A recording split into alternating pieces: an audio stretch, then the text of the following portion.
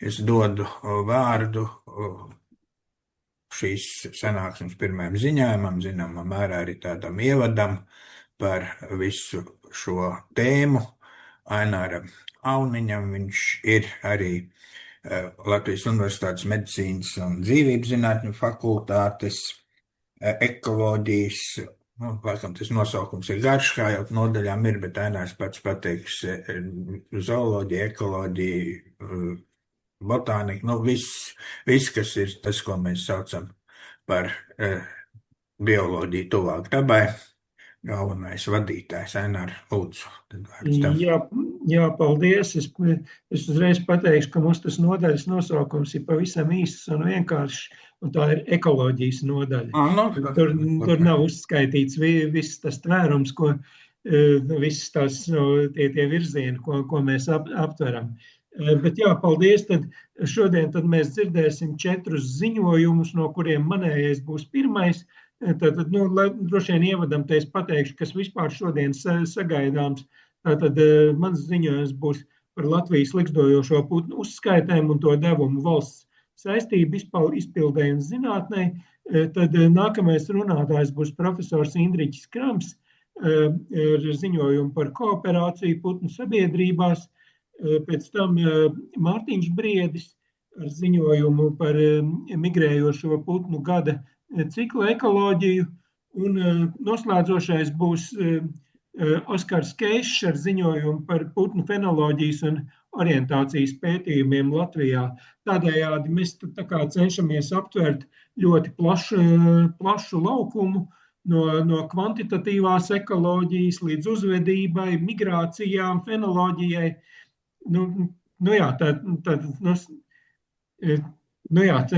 Ceru, ka tas būs noderīgi. Bet labi, tad es sākšu ar to, ka kopīgošu savu prezentāciju.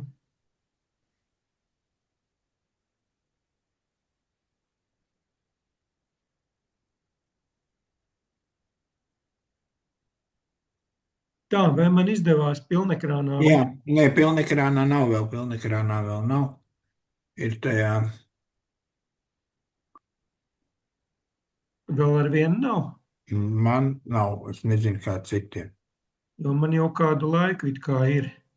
Jāpārmet, Nav vēl. Jāsvapo ekrāni varbūt, vai kā to var izdarīt. Labi, es tad mēģinu vēlreiz pa jaunu, ka šoreiz tad es nevis prezentāciju. Rekur šito. Kā tagad? Tagad ir melna, ir tagad pilnekrānā, jā, brīnišķīgi. Lieliski. Tad es pastāstīšu par Latvijas likstojošo putnu uzskaitēm un to devumu valsts saistību izpildē un zinātnē, un es sākšu ar to, kāpēc vispār tādas putnu uzskaites nepieciešams. Pirmkārt, putnu uzskaites mums kalpo kā tāda agrīnās brīdināšanas sistēma. Ja mēs redzam, ka kādās populācijās skaits samazinās, tas jau ir signāls, ka tur kaut kas nav kārtībā. Vienlaikus tas ir arī vadlīnijas rīcībai, un tas ir domāts lēmumu pieņēmējiem, jo viņi izmanto populāciju lielumus un tendences, lai lemtu par aizsardzības pasākumiem vai kādām citām darbībām, un lēmumu pieņēmējiem vajag precīzus skaitļus, viņiem nepietiek tikai ar viedokli. Un vēl putni indicē kaut ko plašāk nekā tikai paši sevi. Tā ir ekosistēmas veselība. Un līdz ar to putnu skaita pārmaiņas plašāk rāda izmaiņas kaut kā vidē, un kas ietekmē arī citus savvaļas dzīvniekus un galu galā arī beigās cilvēku. Tāpat arī prioritāšu noteikšana. Dabas aizsardzībā vienmēr resursi ir bijuši ierobežoti, un pagaidām nekas neliecina, ka kaut kas būs savādāk, un līdz ar to tos resursus ir jēga izmantot tur, kur ir vislielākā nepieciešamība. Bet, lai saprastu, kur tā nepieciešamība vislielākā, atkal mums vajag stingrus skaitliskus datus. Un, protams, arī darbības seku novērtēšana. Vai tie būtu dabas aizsardzības pasākumi, vai kaut kādas darbības kaut kādos noteiktos tautsēmniecības sektoros, mēs varam izvērtēt, kā tas viss, kādu ietekmi tas atstāja uz putniem. Nu, un visbeidzot, arī valstī ir arī saistības, tieši saistībā ar putniem eksistē tāda putnu direktīva, kuras ietvaros papildus visam kam citam. Valstī arī regulāri ir jāziņo Eiropas komisijai galvenie populācijas raksturojošie parametri visām pie mums regulāri sastopamajām putnu sugām. Nu, un tā ir, protams, izplatība, tas ir populācija lielums, populācija dinamika, un tā ir arī vienlaikus kritiski svarīga informācija lēmumu pieņemšanai dabas aizsardzībā. Un, lai tiktu pie šādiem datiem, valsts ir veikusi savu mājas darbu, valstī ir bioloģiskās daudzveidības monitoringa programma, un tajā kā viena no aktivitātēm ir tāds dienas putnu monitorings, kas uzsākts 2005. Gadā, pirms tam bija tāds lauku putnu monitorings, kas uzsākās 1995. Gadā un turpinājās līdz 2006. Gadam, tādēļ šis agrākais monitorings apsvēra tikai lauksaimniecības zemes, un tas nozīmē to, ka par vairumu putnu sugu mēs varam tendences un populāciju pārmaiņas raksturot sākot ar 2005. Gadu, bet par lauku putnu sugām jau no 95. Gada.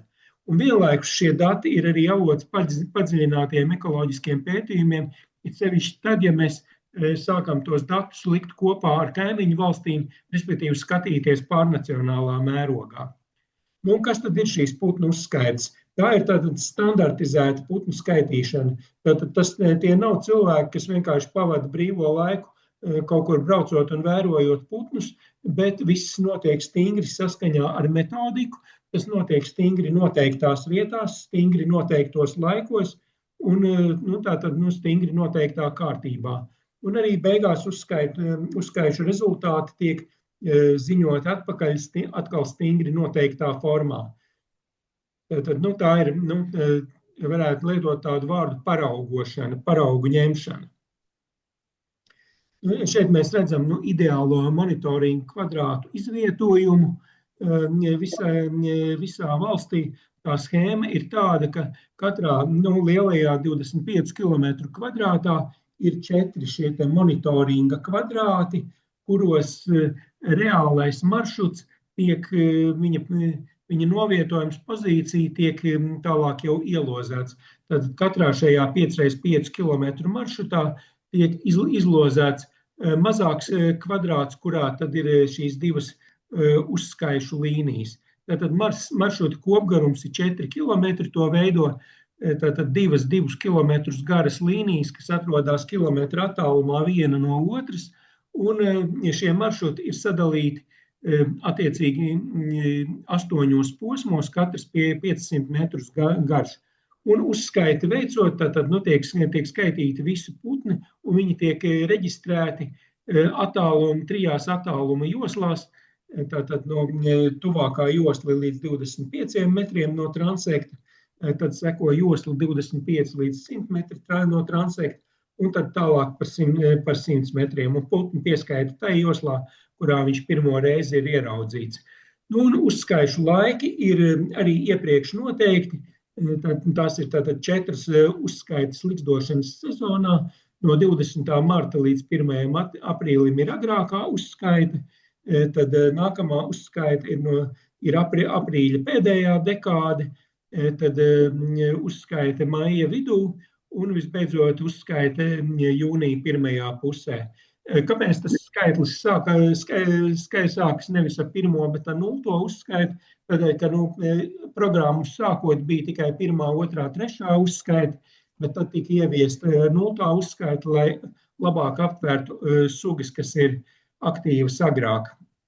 Nu, un pats skaitīšanas process ir, ka uzskaita veids labi putnu pazinēji, kur reģistrē tad visus putnus, gan redzētus, gan dzirdētus, un dala tos likstotājos un nelikstotājos. Liksdotājiem uzskaitas vienība ir pāris, neliksdotājiem tas ir indivīds. Un visi novērojumi tiek atzīmēti kartē, tātad vietā, kur viņi pirmo reizi pamanīti. Un tūlīt pēc uzskaitas dati tiek ievadīti portālā dabas dati, ir tāda speciāla uzskaišu sadaļa, vai arī, ja to nelieto, tad ir iespēja aizpildīt arī anketu.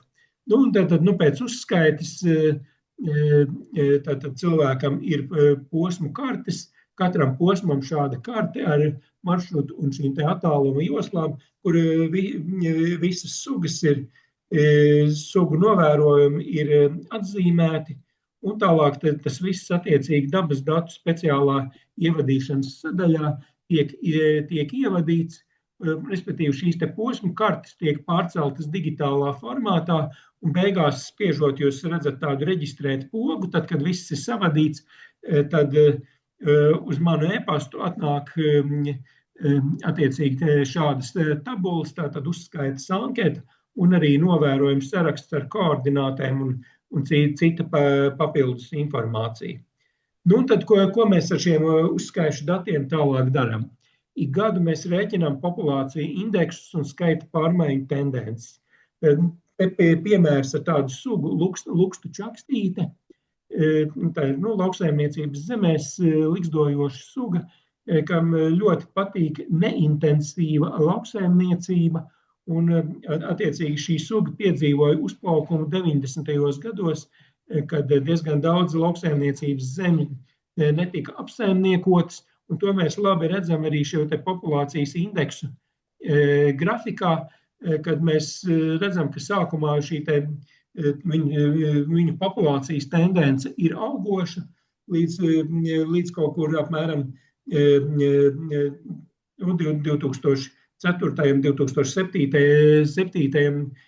Gadam, kad tiek sasniegts šis populācijas maksimums, un tālāk seko nebeidzama lejupslīde, kas īpaši sakrīt ar vienu no lauku attīstības programmas šiem te periodiem, kad acīm redzam šī te saimniekošana ir kļuvusi intensīvāka.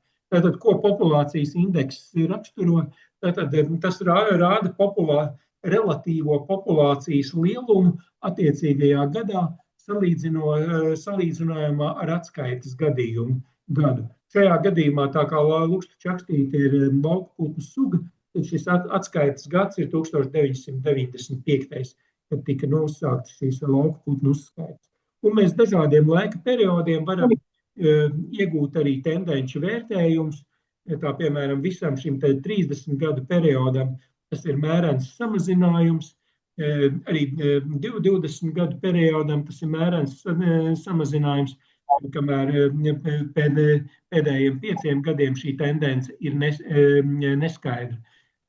Šeit ļoti būtisks skaitlis ir šī tendences slīpne, te, kur mana bulta rāda, tad šis skaitlis, ja viņš ir zem 1, viņš rāda samazināšanos, ja viņš ir 1, tad, vai ap 1, tad tā tendence ir stabila, ja virs 1, tad tas ir pieaugums.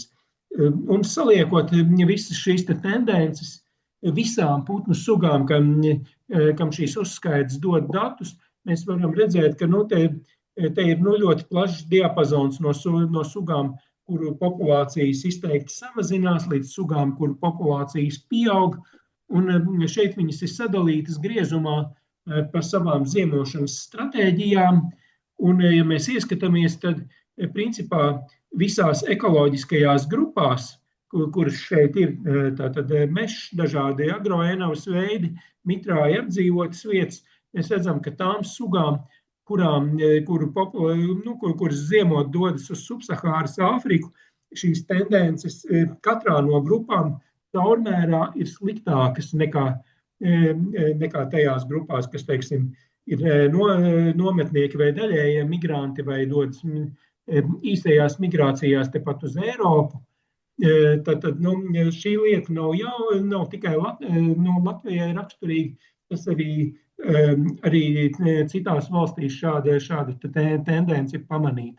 Vēl viena lieta, ja mēs skatāmies tieši ekosistēmu griezumā, tad tām sugām, kas ir saistītas ar atklātu lauksaimniecības zemi, neatkarīgi no šīs migrācijas stratēģijas, gandrīz visām sugām ir šīs negatīvās populāciju tendences, kas acīm redzami liecina, ka šī lauksaimniecība kļūst pārāk intensīva, lai šo sugu izdzīvošanai. Tad vēl mēs varam šos te ikgadējos populāciju indeksus apkopot tādos vispārinošos ekosistēmu specifiskos kompleksējos indikātoros. Tāds lauku putnu indeks un meža putnu indeks, kas ir starp Eiropas Savienības galvenajiem vides ilgtspēju raksturojošajiem indikatoriem.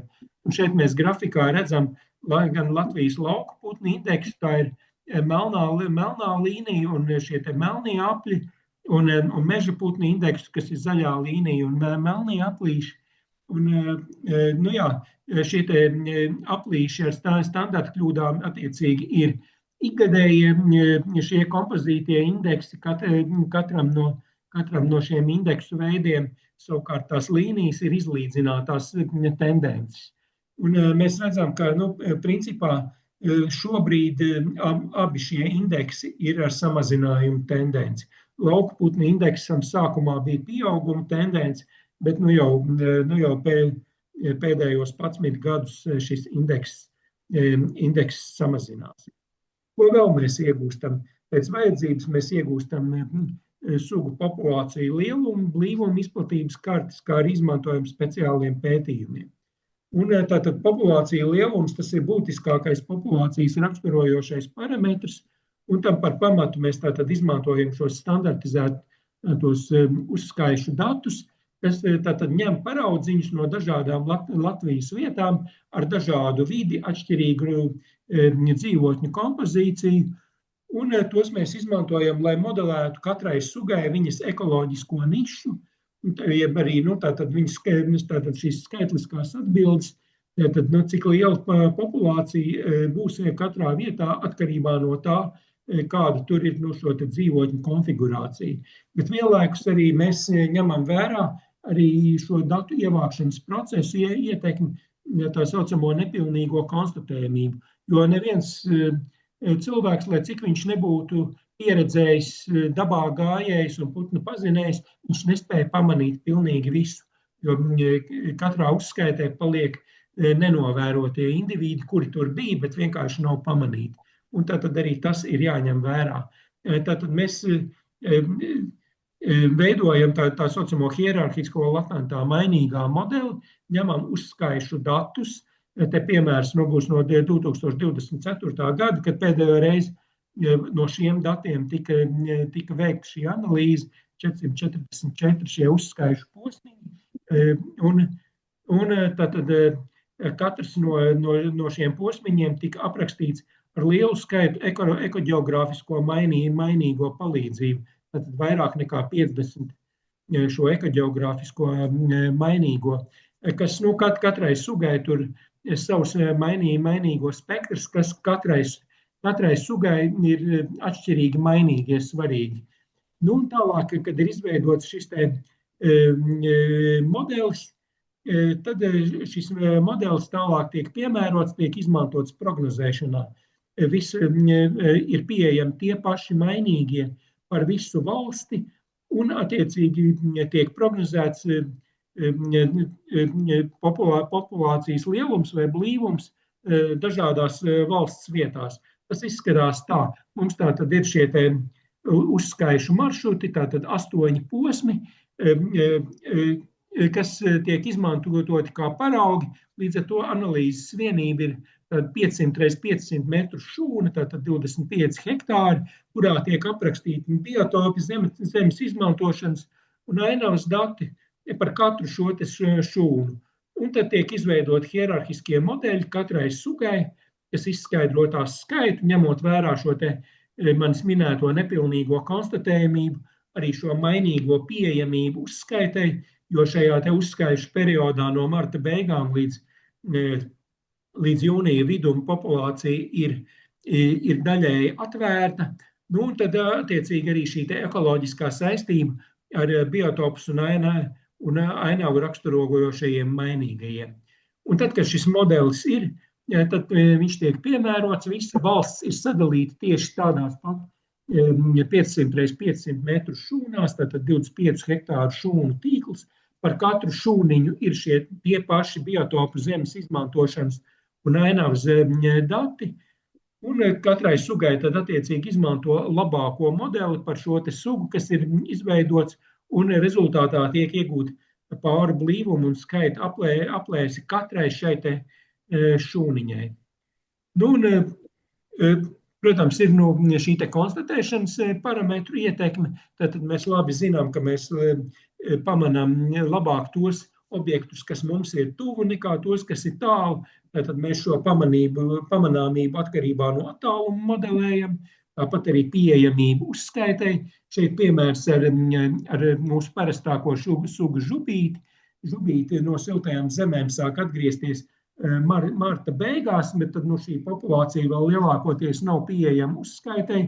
Tad notiek masveida atgriešanās, kā jūs šeit vidējā grafikā redzat, tad marta beigas, aprīļa sākums, un tad jau žubīti ir ieņēmusi savas teritorijas un ir pieejama uzskaitē.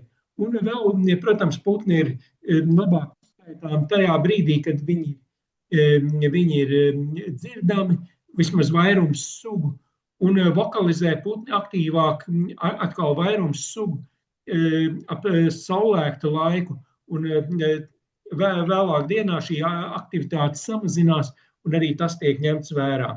Nu, un ekoloģiskais modelis savukārt žubītei ir ārkārtīgi vienkāršs. Viņai pietiek ar nelielu koku grupu, lai tā vieta būtu viņai piemērota kā liksdošanai, un attiecīgi te ir tikai viens nozīmīgs mainīgais, tad kokauģu platība šūnā.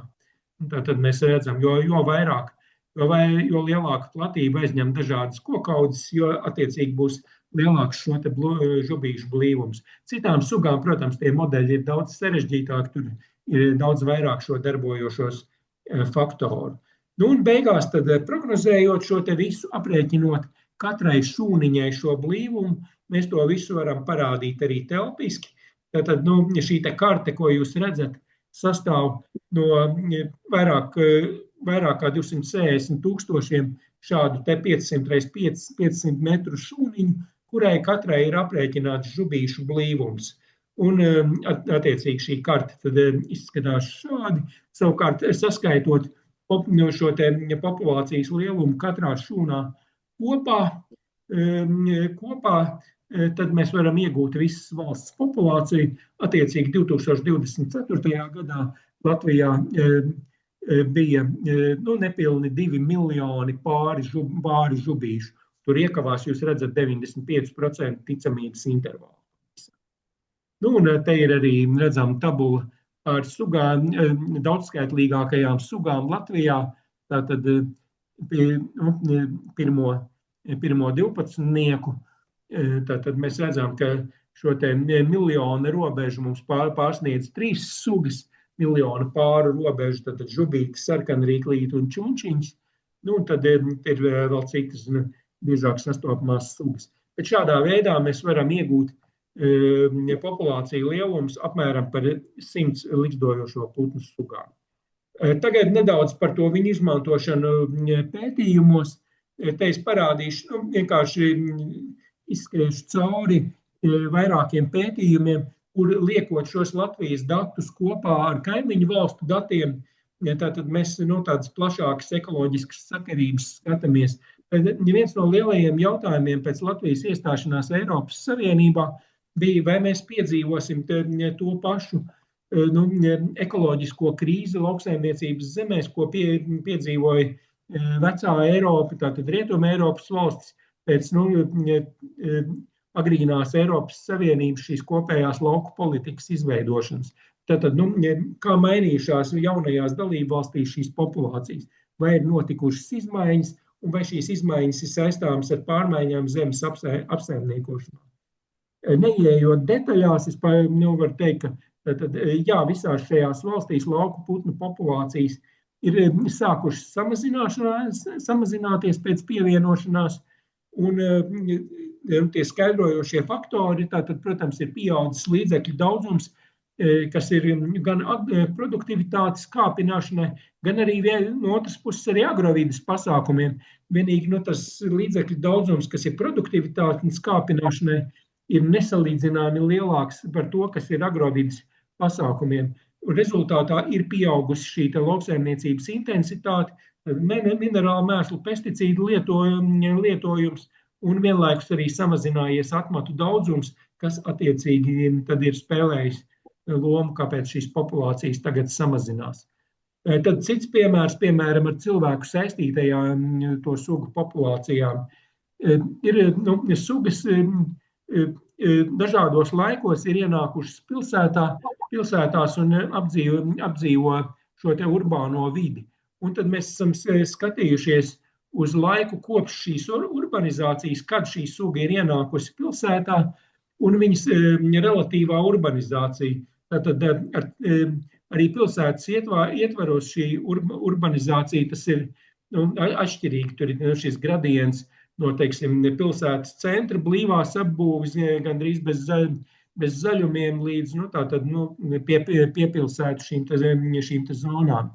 Un ko rezultāti rāda, sugām, kas ir kolonizējušas pilsētas agrāk, tendences ir negatīvākas nekā jaunienācējām. Respektīvi, šīm te pirmsindustriālajām ienācējām kļūst arvien grūtāk pielāgoties šīm mūsdienu pārmaiņām, kas pilsētās notiek.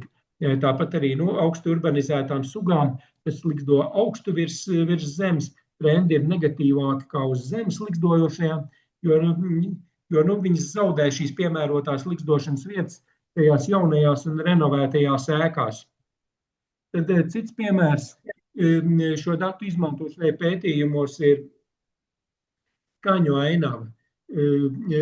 Pavasara skaņu ainava mainās. Šie mūsu uzskaišu dati ļauj rekonstruēt skaņu ainavu, kāda ir bijusi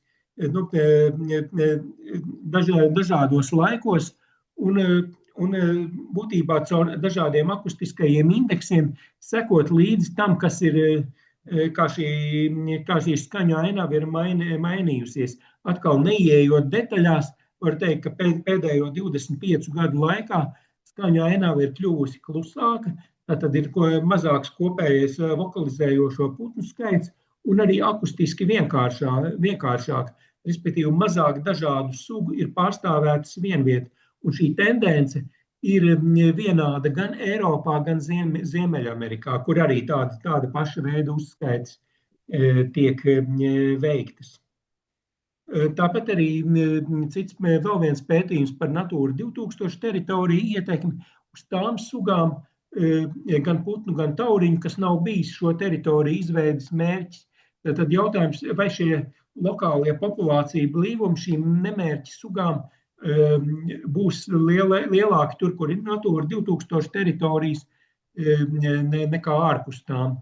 Un tad atbildē atkal ir tā, ka lielākai daļai sugu Natūra 2000 teritorijas pozitīvi ietekmē populācijas. Tātad arī tām sugām, kurām speciāli šīs Natūra teritorijas nav veidotas. Un šīm specializētākajām sugām šī ietekme ir pozitīvāka. Bet kā jebkurā gadījumā, kur ir darīšana ar daudz sugām, te ir pastāv variācija. Ir sugas, kam tas ir vairāk izteikts, un sugas, kam tas nav izteikts vai pat ir pretēji. Tad vēl tādā vairāk ekoloģiskā skatījumā, teiksim, skats uz ekoloģisko nišu, vai sugas ārpus sava areāla aizņem atšķirīgu ekoloģisko nišu nekā savā dabiskajā areālā. Tas ir balstoties uz šo te nišu konservatīvismu hipotēzi, ka šīs te nišas ir konservatīvas. Mums ir divas sugas, mājas strasts un mājas zvirbulis, kas mums ļauj paskatīties uz šo. Tas ir Eiropas sugas, kas ir kolonizējušas Ziemeļameriku. Un mums ir iespēja salīdzināt šīs nišas starp Eiropas populācijām un Ziemeļamerikas populācijām.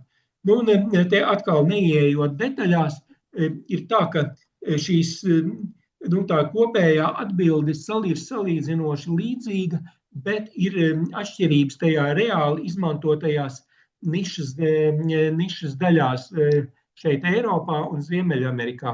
Tas lielā mērā saistīts arī ar to, ka šī izmantotā niša viņa nav atkarīga tikai no sugas pašas, tad no viņas fundamentālās nišas, bet arī ar to, ar ko viņa šai sugai tajā vidē ir jākonkurē, un tas starp Eiropu un Ziemeļameriku atšķirās. Un pēdējais pētījums, ko es vēl gribu parādīt, ir pavisam svaigs, pat šogad iznācis. Tas ir par šīm te lauku putnu populāciju, Eiropas mēroga populāciju pārmaiņu kartēm.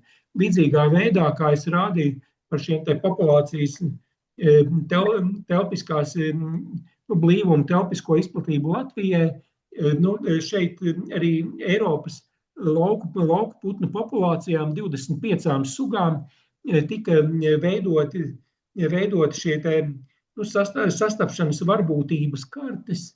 Tajos labajā pusē redzat, tātad šīs paraugu ņemšanas vietas dažādās Eiropas valstīs, kas tika izmantotas, lai izveidotu izplatības kartes 2 laika periodiem no 2013. līdz 2017. un 2018. līdz 2022. gadam. Un tad, kad mums ir šāda veida kartes, mēs viņas varam salīdzināt šos abus periodus. Un šeit, piemēram, mēs redzam šajos te labās puses attēlos, ka, piemēram, parastajai ūbelei šeit, piemēram, Latvijā, bet arī daudz kur tur Eiropā ir ļoti izteikta šī te samazināšanās tendence starp abiem salīdzinātajiem periodiem. Kamēr ir vietas citur Eiropā, kur šai pašai sugai mēs redzam šo te zilo krāsu, kas liecina par pieaugumu. Vai, teiksim, gluži pretēji,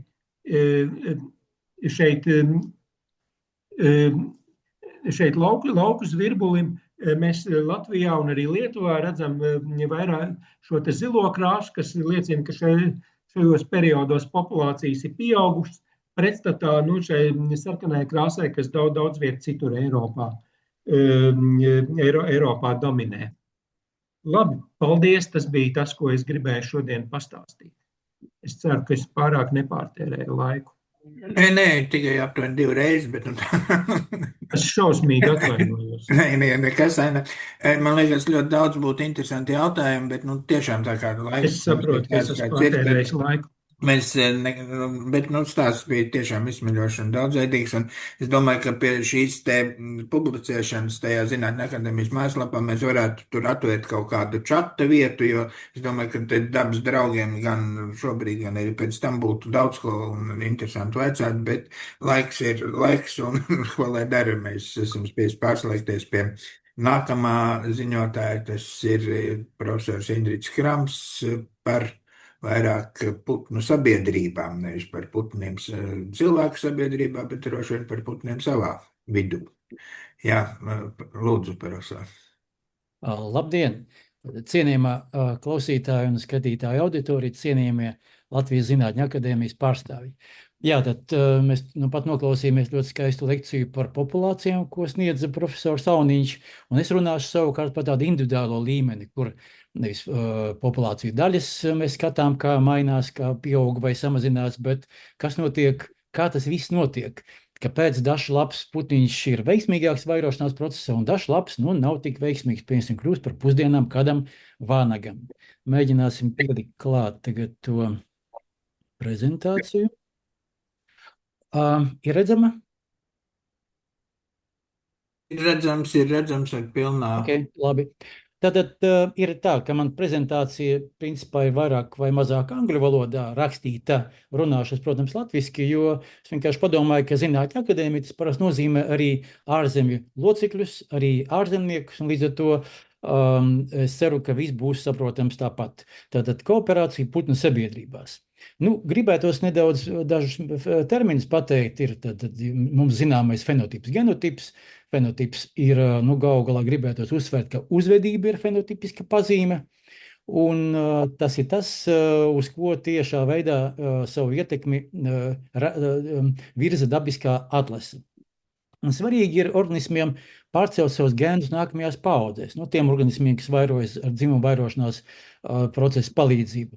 Un tad mēs runājam par ģenētisko pielāgotību, ja kā moderni teikt, vai angļu valodā teikt, būt fitness, šai gadījumā nevis tas fiziskais, bet bioloģiskais fitness. Nu, ir jāsāk ar to, ka kooperācija vienmēr ir bijis paradoks evolucionārā teorijā. Tāpēc, ka tad, kad tu mēģini kooperēties un dot kādu labumu citam, tad visbiežāk tu saduries ar to, ka ir vilinājums no tai recipienta pusē paņemt visu to piedāvātā labumu un neko nedot pretim.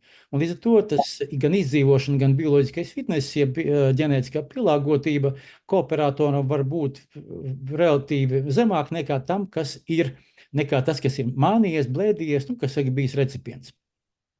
Ja kopš Darvina laikiem tiek uzskatīts, ka dabā valda tikai vienīgi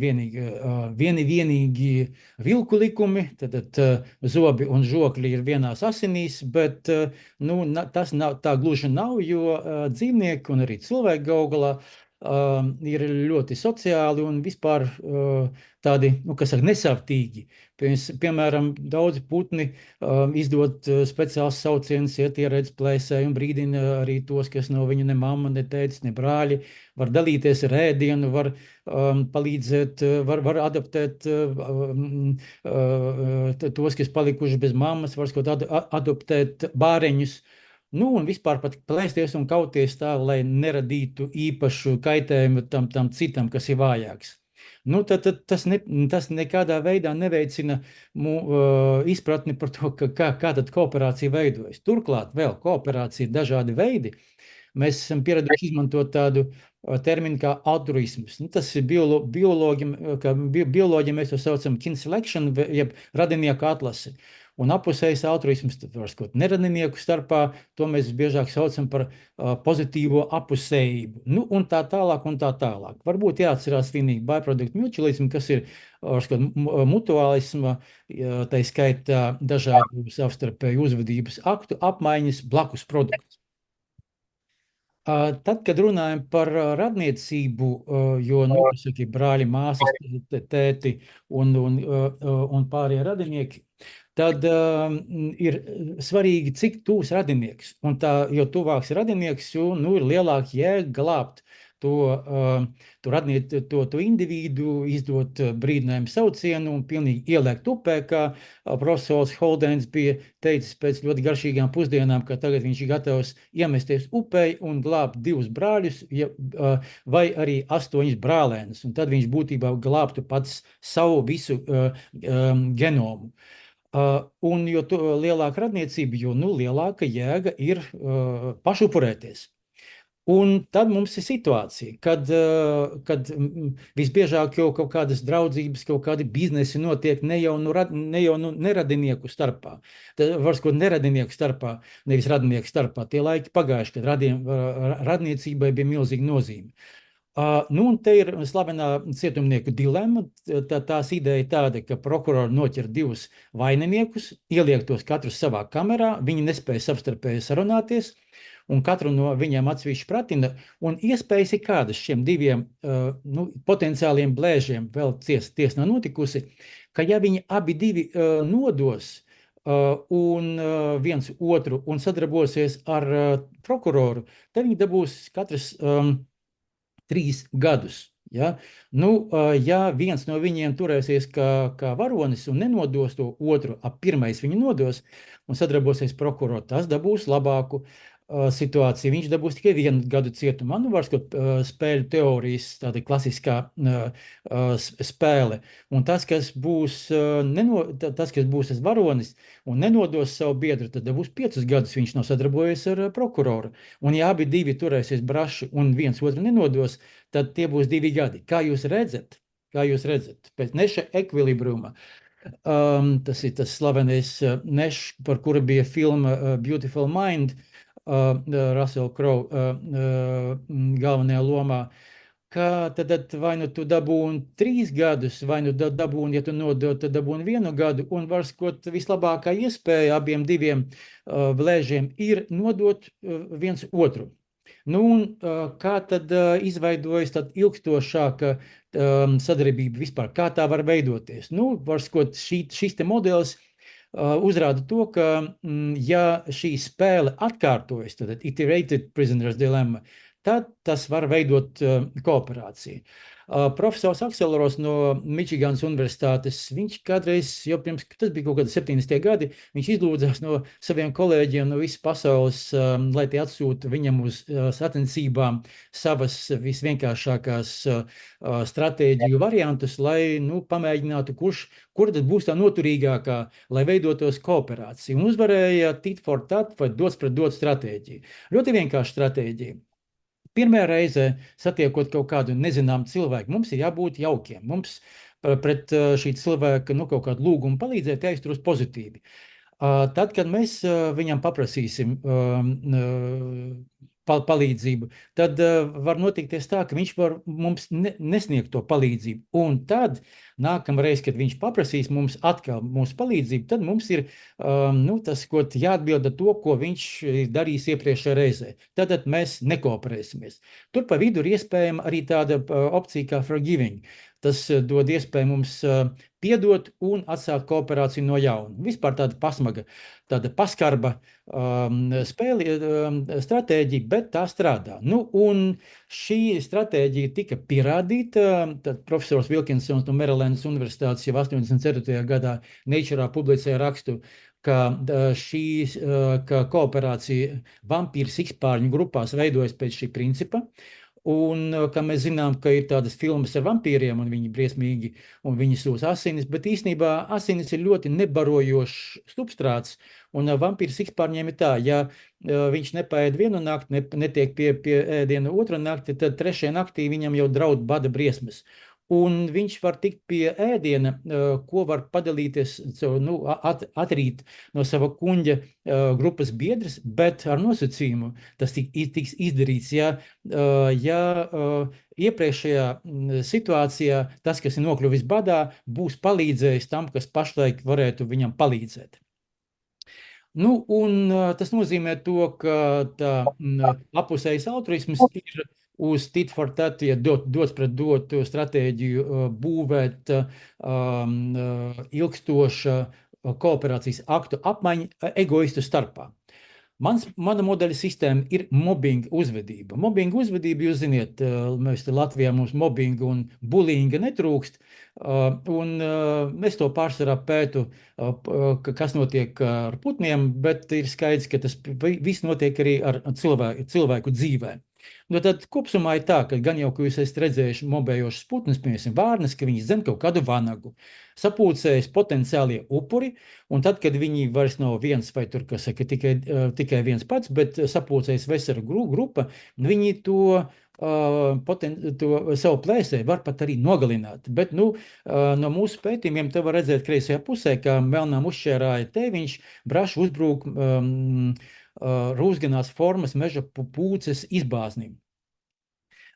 Viens no mūsu pētījumiem, ar ko vispār sākās tā, kas saka, viens no pirmiem pētījumiem bija tāds, ka jūs te varētu redzēt augšējā bildītē, tad bildītē ar sadaļā A ir tā, kad ir 3 putnu būrīši A, B, C, un tie novietoti viens no otra aptuveni 45-50 metru attālumā. Un pirms notika eksperiments, putniņus, kas dzīvoja putnu būrītī B, viņus noķēra. Klusītiņā noķēra, var teikt, arestēja, ielika, ieslodzīja. Un uzlika pūci pie būrīša A. Un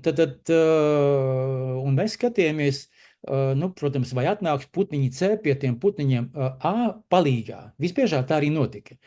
Tad pārceļamies uz to daļu, kas saucās B daļa šai bildē, pēc tika izlaisti B putniņi, Un pēc stundas notika nākamā eksperimenta fāze, kad divas pūces nolika pie C un B būrīšiem. Skatījās pavisam vienkārši, ko darīs A, pie kā tad viņi dosies palīgā.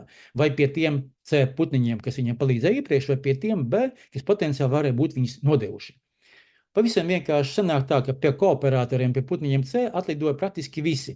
Pie nekooperatoriem neatlidoja palīgā mobēt to pūci neviens, un divi pārīši palika pie sevis uz saviem būrīšiem. Šis ir tas rakstīņš, ko mēs publicējam Behavioral Ecology and Social Biology jau samērā krietni sen, bet tas ir, kas saka, viens no tādiem retiem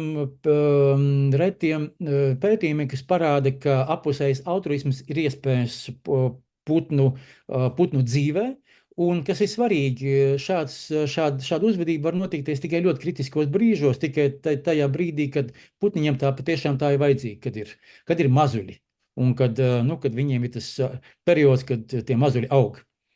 Atcerieties, tur pašā sākumā es biju pieminējis, ka es minēšu arī tādu blakus produkta mutuālismu. Harijs Mihelsons, viens no mūsu izcilākajiem ornitologiem, 50. gados bija uzsācis saviem kolēģiem pētījums ar dobumu perētāju putniem un lika būrīšu. Un kas bija interesanti, ka viņi bija konstatējuši, ka melniem uzšķērājiem piemīt tā saucamās lielas brīvās rezerves populācijā, un tos putnus var piesaistīt jaunām mežaudzēm, tur, kur vajadzīgi putni un kur viņam nav dabisko dobumu. Un bija zīmīgi, ka šajos pētījumos tika atklāts, ka melniem uzšķērāji var dzīvot praktiski 20-25 metru attālumā divi pārīši viens no otra. Šai gadījumā mēs uzlikām divas putnu grupas. Viena dzīvoja 24 metru attālumā viens no otra, un citā grupā putni dzīvoja 100 un vairāk metru attālumā viens no otra. Un tad, kad tu uzliec pūci pie viena, vai, notiek mobbings pie viena no būrīšiem, tad faktiski ir tā, ka briesmas, kas draud tajā grupā, kur 24 tikai metri starpā, kad draud vienam putnu būrītim, pēc būtības draud arī otram putnu būrītim. Tad tur, kur uzliec to pūci pie viena no tiem būrīšiem 100 metru grupā, tad var arī tie kaimiņi nenākt, tāpēc, ka tas ir krietni tālu galu galā. Un te ir rakstīņš publicēts Scientific Reportā. Profesors Ufstrans savā laikā no Stokholmas, no Upsalas universitātes palīdzēja noformulēt to nosaukumu. Un tad ir tā, ka tika konstatēts, ka jā, ka tādās situācijās, kad būrīši izvietot viens pie otra, tad pat ja arī viņi vienmēr savā starpā sadarbosies, tie divi blakus esošie pārīši. Tur, kur ir krietni tāli viens no otra, var arī neatnākt. Un ja pie tevis neatnāk, tad arī pie tā tālākā būrīša pie saviem kaimiņiem arī var neatnākt. Līdz ar to sanāk pēc tā nosaukuma, ka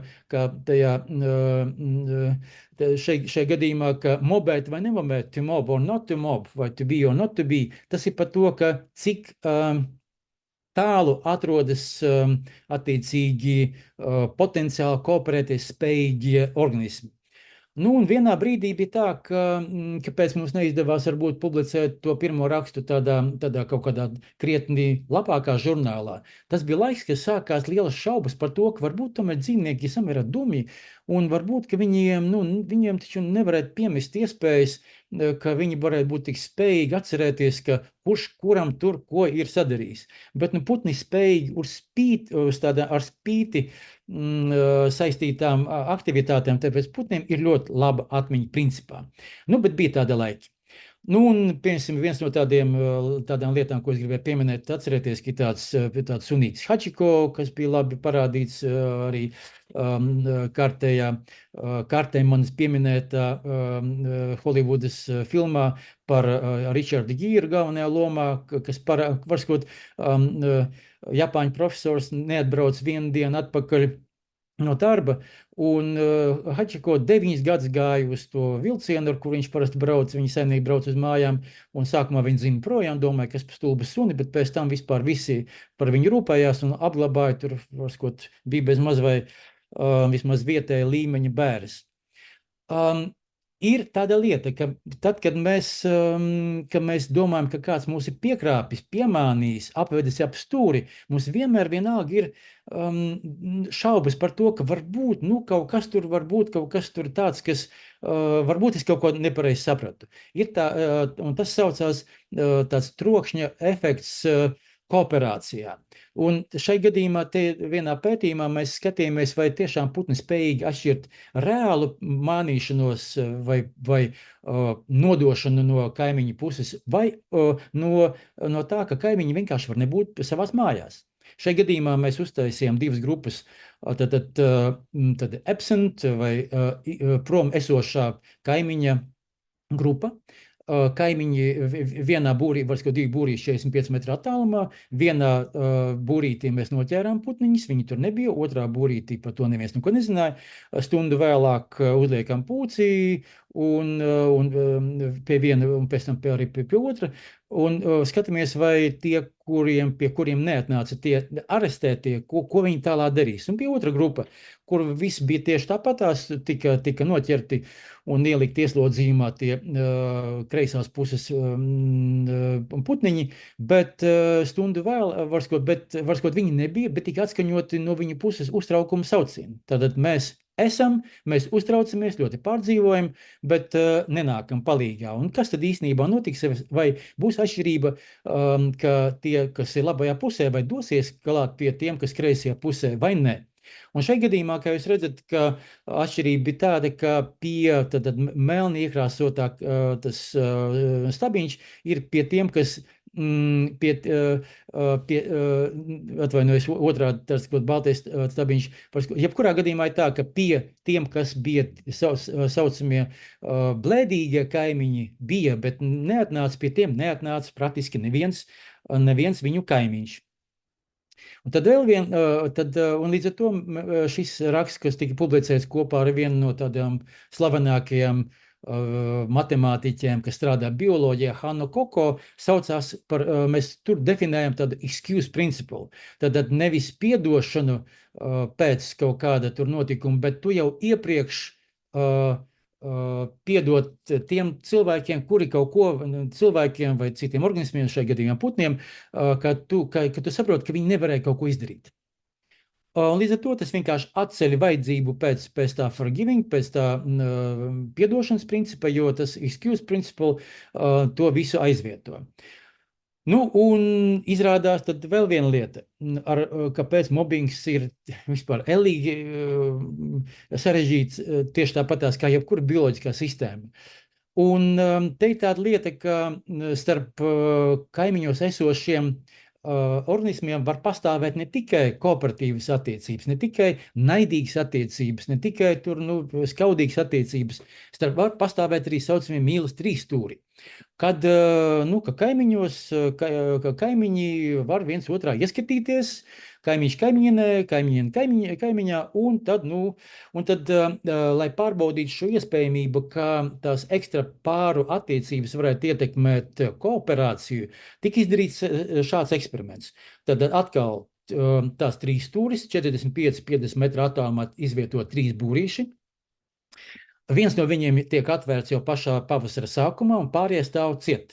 Un stāv ciet gan C, gan B, līdz tam brīdim, kamēr būrītī A mātīte neizdēja 4. olu. Tad mēs viņu atveram, un tad ir situācija šāda, ka tu atrod kāds no, var sakot, C un B tiek aizņemti ar laiku, parādās tēviņš piesaista savu mātīti, bet kamēr tas viss notiek, tikmēr A būrītī jau ir sadēts viss solis, un pat ja B un C tēviņi sapārojas ar mātīti, kaut gan tas, protams, principā nenotiek, jo viņai vairs nekāda pārošanās nav vajadzīga, bet tēviņš no A būrīša var sapāroties ar B un C būrīša mātītēm. Un tāpēc šis raksts publicēts PNAS žurnālā, mēs konstatējam to, ka jā, tad, kad ir mazulis no tēviņa A būrītī C vai B, tad tēviņš no būrīša A vienmēr daudz labprātāk ies palīgā mātītei un visam pārim būrītī C un B. Paldies, Elze, Elze, par iespēju pastāstīt par šiem kooperācijas pētījumiem, kur līdz šim brīdim bija semināru veidā es biju uzstājies šajās minētajās iestādēs, un vēl daudz kur citur. Protams, arī bija ziņojumi kongresos un konferencēs. Un jautājumi? Jā, šoreiz paldies, Indi, par šo interesanto stāstu, kurā mēs daudz interesantus paralēlus redzam arī ar cilvēku sabiedrību. Galu galā viss jau vien piederam pie tās dzīvnieku valsts. Jā, mums vēl ir tad mazs brīdis, ja būtu kādi jautājumi no klātesošajiem.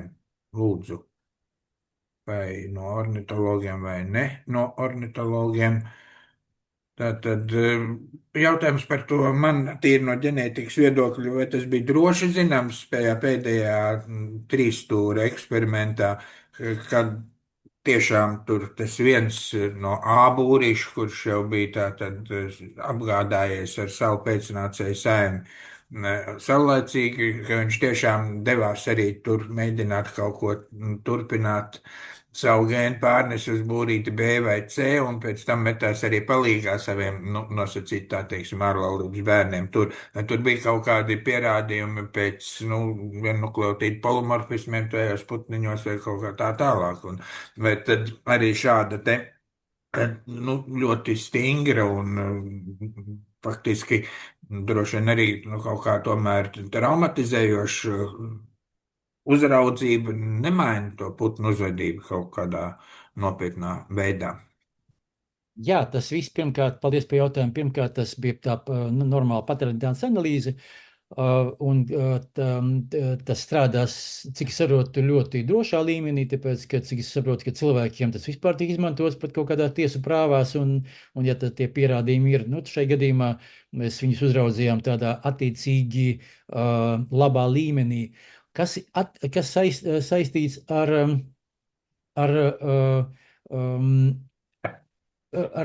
tēmu kopumā, šī tēma par ārpus pāra attiecībām, kāpēc vispār tādas notiek, ir pilnīgi skaidrs, ka tēviņiem vienmēr ir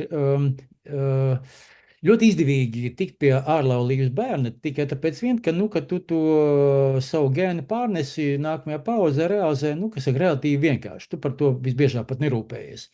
Mātītei tas savādāk. Principā tēviņam tas ir, cik tur tas ir spermatozīts un principā viss. Mātītei tas savādāk. Mātītei stipri jāpadomā, kāpēc viņai to vajag. Un jāatzīst, ka līdz šim brīdim, kāpēc mātītes iesaistās, varbūt, lai būtu labāki gēni vienam bērnam, lai būtu tādi, otram bērnam, lai būtu šādi, un tad viņi ir heterogēnāki, un tad viņi var būt izturīgāki pret dažādām slimībām. Viens varbūt izturēs vienas slimības, kaut kādu epidēmiju, pandēmiju, otrs izturēs otru. Bet šeit mēs vismaz nodemonstrējām ļoti konkrēti, kā pastāv arī ne tikai kaut kādi ģenētiski tādi tieši labumi, bet varētu pastāvēt arī tas, ka mātītes šai gadījumā uzņemas par tādu un kļūst par tādiem kooperācijas virzītāju spēkiem, un pāru attiecības var veidot to saucamo drošo vidi. Tad, lai cik tas paradoksāli nebūtu, ka liekas, ka ja ir kaut kāda ārpus pāru attiecības, un tas tā kā ir dramatiski un slikti, bet finālā tas var novest pie draudzīgākas sabiedrības kopumā. Tāpēc... Paldies, tas ļoti tāds paradoksāls secinājums. Jā. Es ceru, ka kolēģi pārdomās šo lietu.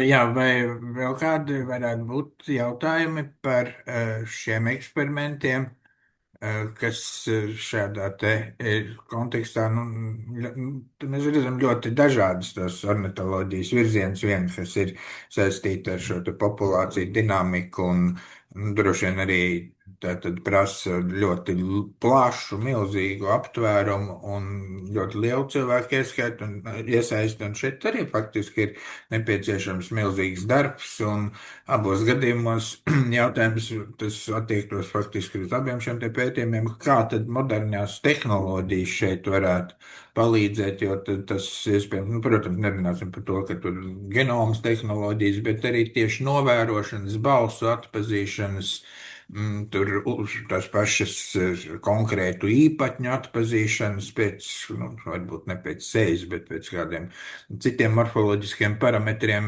var izmantot un atvieglot varbūt to pētnieku darbu, lai nav visu laiku jāsēž blakus un jāuzskaita tos brīžus, kad mēs esam, un neriskējam palaist garām tos brīžus, kad notiek vēl kaut kas visā dienas garumā. Jā, pilnīgi noteikti, jo, piemēram, uz šo brīdi ir skaidrs, ka mēs jau varam atšķirt pēc sejas, lapsenes vienu no otras. Un līdz ar to putnus pēc balsīm, putnus pēc uzvedības, putnus var skotīt tā, ka, gal galā ir divi indriķi, ja, bet, taču, nezinu, vai atradīsies kāds, kas neredzēs starp viņiem kaut kādu starpību. Un līdz ar to, bet ja mēs nokļūtu Ķīnā, tad mums samērā grūti varbūt pirmā brīdī būtu atšķirt to cilvēku savā starpā.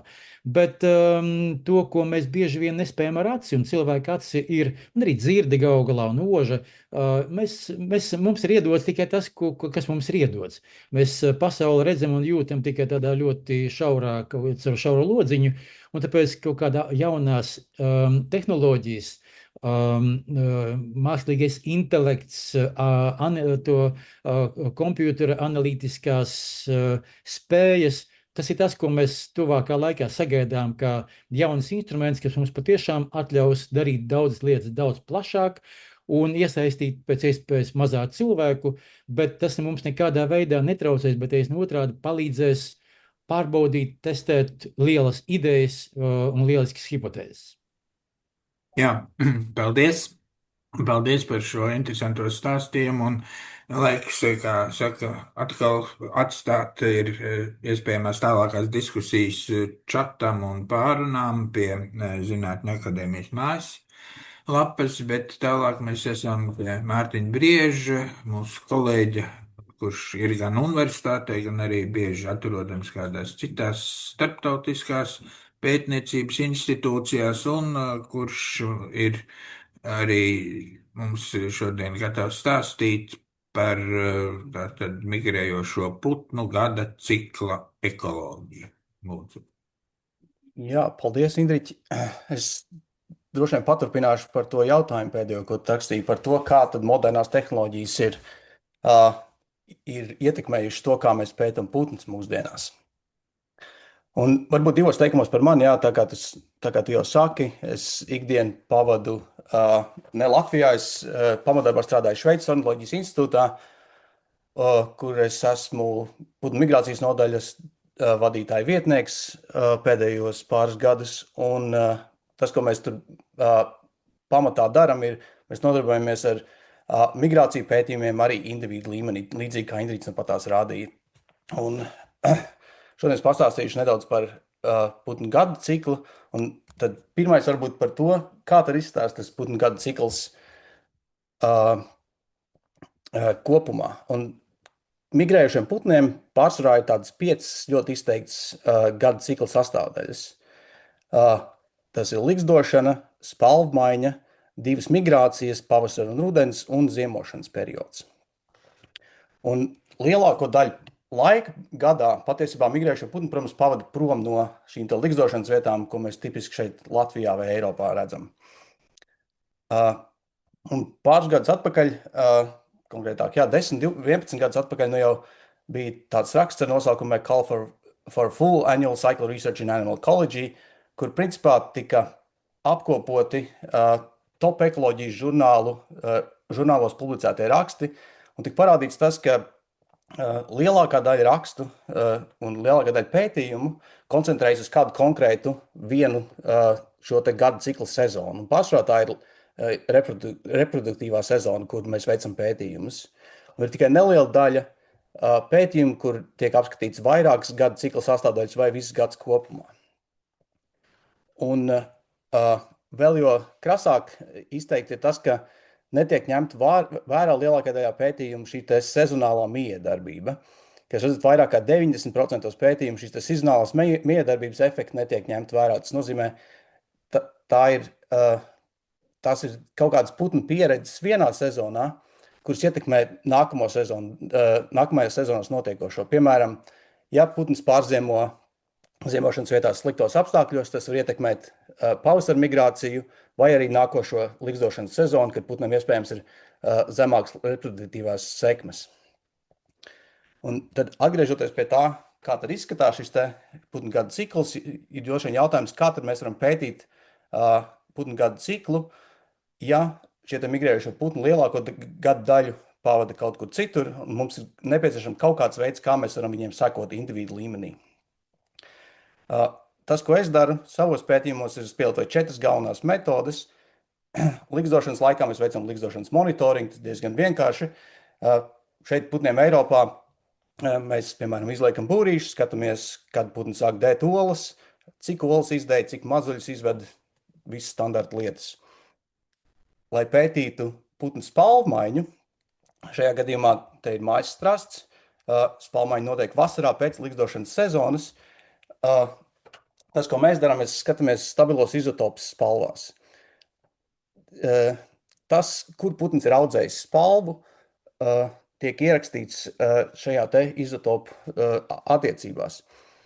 Un mēs analizējot šos stabilos izotopus, mēs varam pateikt 2 dažādas lietas. Viens ir tas, kur putns ir atradies brīdī, kad šī spalva ir augusi, un otrs ir, vai putns ir bijis labos vai sliktos apstākļos, respektīvi, vai viņam ir pietiekami daudz barības bijusi, vai viņš ir bijis optimālā vietā, kur mainīt šīs spalvas.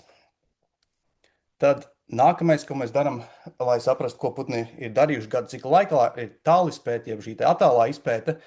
Zinot, kur putni atrodas konkrētā vietā, konkrētā laikā, mēs varam apstīties, kādu laikapstākļu, kādu klimatiskie apstākļi šos te putnus ir ietekmējuši, kad viņi ir bijuši kaut kur prom no ligzdošanas vietām Eiropā. Un mūsdienās mēs jau runājam par tālizpēti, mēs tiešām runājam par ļoti augstu detalizētiem datiem gan laikā, gan telpā. Tas ir, piemēram, kad putns ir veicis migrācijas lidojumu, mēs zinām, cik augstu putns ir lidojis, piemēram, 2 km augstumā, mēs zinām, kāds ir bijis vējš 2 km augstumā konkrētajā vietā, konkrētajā laikā, un mēs varam saprast, kāpēc putns ir darījis to, ko viņš ir darījis. Un tad pēdējais, protams, kritiska lieta šajā, kas ir mainījusies pēdējo 15 gadu laikā, ir tas, ka mēs spējam izsekot mazus putnus. Šeit runājot par putnu gada cikliem, te vidū stāv mājas strasts, bet lielākā daļa putnu patiesībā ir daudz mazāk nekā mājas strasts. Mēs šeit runājam par 12-15 gramus smagiem putniem, kuriem joprojām šie te GPS raidītāji, par kuriem mēs instinktīvi domājot par putnu izsekošanu iedomājamies, viņi joprojām nav pieejami. Un tas, ko mēs darām, mēs lietojam multisensoros ģeolokatorus. Tie ir tādi mazas ierīces, ko mēs piestiprinām putniem uz muguras. Te var redzēt attēlā, te ir mājas čurkste ar šo te ģeolokatoru mugursomu. Te ir mājas strasts, kuram šis te ģeolokators ir uz muguras, un te arī putns baro mazuļus, un te var redzēt nelielu izvirzījumu putnam uz muguras. Tas ir šis te ģeolokators. Un šie te ģeolokatori ir ļoti nelieli un tiešām sver sākot ar pusgramu līdz apmēram 2 gramiem atkarībā no tā, kādai sugai tas tiek lietots. Un tas, ko viņi dara, ir ieraksta 4 dažādas lietas. Viņi ieraksta gaismas intensitāti, atmosfēras spiedienu, relatīvo pātrinājumu un temperatūru. Un viņi to dara noteiktā intervālā, piemēram, 5 vai 20 minūšu, ik 20 minūtes visu gadu laikā. Un tad, izmantojot šos te datus no šiem 4 dažādiem sensoriem, mēs varam rekonstruēt to, kur putns ir bijis gadu laikā un ko viņš ir darījis dažādās vietās. Šeit būs piemērs par lakstīgalu. Šeit jūs redzat datus no šiem 4 sensoriem. Uz Y-ases mums ir viss gads, gada griezumā sākot ar jūnija vidu līdz pat nākamā gada māja vidum. Mēs redzam, Uz X-akses savukārt mums ir 24 stundas, tas nozīmē, ka katra viena rindiņa ir viena diena mums gadā. Un mēs redzam, ka te ir tumšs malās, kad ir nakts, un te ir kaut kāda gaisma, putns ir piedzīvojis. Un, kā jau es teicu, mēs izmantojam gaismu un spiedienu, lai rekonstruētu šīs te migrācijas trajektorijas. Un izmantojot, kombinējot šīs te divas metodes, mēs varam rekonstruēt to, kur konkrētā lakstīgala ir bijusi konkrētā gada laikā. Šeit konkrētais individs, mēs viņu ar kolēģiem aprīkojam ar ģeolokatoru Polijā, un putns migrēja uz Zimbabvi. Un mēs redzam ļoti konkrēts migrācijas ceļus šeit lakstīgalai ar visām apstāšanās vietām un to, cik daudz laika putns ir pavadījis kurā vietā. Un pateicoties spiedienu datiem un aktivitātes datiem, mēs varam pateikt arī, cik gari ir bijuši konkrētie migrācijas lidojumi, cik lielā augstumā putns ir lidojis, un no tā izrietošs datus. Un tas, ko mēs pēdējā laikā mēģinam darīt, ir izmantot šīs te aktivitātes datus un temperatūras datus, lai rekonstruētu enerģijas patēriņu putniem gada laikā. Kā jūs redzat, šeit aktivitātes šī te datiem parādās 3 galvenās krāsas šajā grafikā, kas ir melns, kad putns ir bijis neaktīvs, zils, kad tam ir bijusi zema aktivitāte, un dzeltens, kad putns ir ar augstu aktivitāti, kas nozīmē, kad putns ir migrējis. Jūs varat redzēt, ka visa dzeltenā grafika daļa ir naktīs, kas nozīmē, lakstīgala 100% laika migrē naktīs. Un jūs varat ar konkrēti redzēt, cik gari ir bijuši šie migrācijas lidojumi, te ir viena nakts, 10-8 stundas, kaut kas tam līdzīgs. Un kombinācijā ar šiem te temperatūras datiem mēs varam rekonstruēt enerģijas budžetus šīm te sugām visu gadu laikā ik pa 5 minūtēm, principā. Šeit ir šīs te pašas lakstīgals enerģijas patēriņš gadu laikā. Šīs te grafiks parāda, te atkal gads iet uz apli. Šeit ir brīdis, kad mēs esam putnu noķēruši, uzlikuši ģeolokatoru, un te ir sākušies mērījumi. Ar dzelteno ir rudens migrācija, kad mums sākās, tad putns ierodas ziemošanas vietās kaut kad septembrī. Un šī te tā sauktā Y-ases skala šeit parāda to, kad ir bijusi lielāks vai mazāks enerģijas patēriņš. Tātad garākie grafikas stabiņi parāda dienas, kad ir patērēts daudz enerģijas, un īsākie dienas, kad ir mazāk enerģijas patērēts. Ja mēs atkal šo te enerģijas patēriņu uzliekam šajā te aktogrammas stilā, mēs redzam, šoreiz mums ir 2 dienas secīgas pēc kārtas šajā aktogrammā, lai vienkārši nakti mēs labāk redzētu pa vidu, kad putni tiešām ir migrējuši. Šeit redzēt, kad tiek patērēts daudzāk enerģijas. Tas nozīmē, šīs te migrācijas dienas ir izteikti brīži, kad tiek patērēt liels daudzums enerģijas. Un šīs te enerģijas patēriņš šajos grafikos ir veidojas no 3 dažādiem galvenajiem avotiem. Tas ir putnu kustība, termoregulācija un pamatmetabolisms. Un ja mēs salīdzinām to, kā tas izstās lakstīgalai, kas ir tālās distances migrants, tad es jau teicu, šis konkrētais individs ziemo Zimbabvē, mēs to salīdzinām ar, piemēram, mājas strāzdu, kas ir īsās distances migrants, kas migrē no Latvijas uz lielākoties Lielbritāniju, Īriju. Jūs varat redzēt, ka šī te enerģijas patēriņi atšķirās diezgan būtiski jau uz aci. Jūs varat redzēt, ka mājas strasts šeit gada laikā patērē daudz vairāk enerģijas ikdienā, bet ir mazāk šie te pīķi, jo attiecīgi migrācijas distances ir daudz mazākas. Bet mājas strasts arī ir tā suga, kas ikdienā lido daudz vairāk. Jūs varat redzēt, ka šajā te grafikā ir ļoti daudz šī te dzelteno punktiņu. Tie ir lidojumi, ne tikai migrācijas, bet arī vienkārši pārvietošanās, barošanās nolūkos putni lido apkārt dienā. Lakstīgala turpretī lielāko daļu laika vienkārši tup krūmā un turpat arī atrod barību. Tad lakstīgals nepārvietojas daudz ārpus migrācijas perioda, kamēr mājas stražs diezgan aktīvi pārvietojas. Tas arī, protams, saprotams, putnu uzvedībā mēs to varam novērot. Mājas stražs mēs redzam ikdienā daudz vairāk nekā mēs redzam lakstīgals. Tad, ja mēs šo te vienu individu te ņemam piemēru no mājas strazda, šeit ir migrācijas ceļš šim te konkrētiem mājas strazdam, kā jau es teicu, lielākā daļa Latvijas populācijas ziemo Britu salā šis te konkrētais indivīds Ligzdo Angurs ezeļa apkārtnē migrē caur Dāniju, Vāciju, Nīderlandi, Lielbritāniju uz ziemošanas vietām Īrijā un atgriežas par ļoti līdzīgu ceļu nākamajā pavasarī.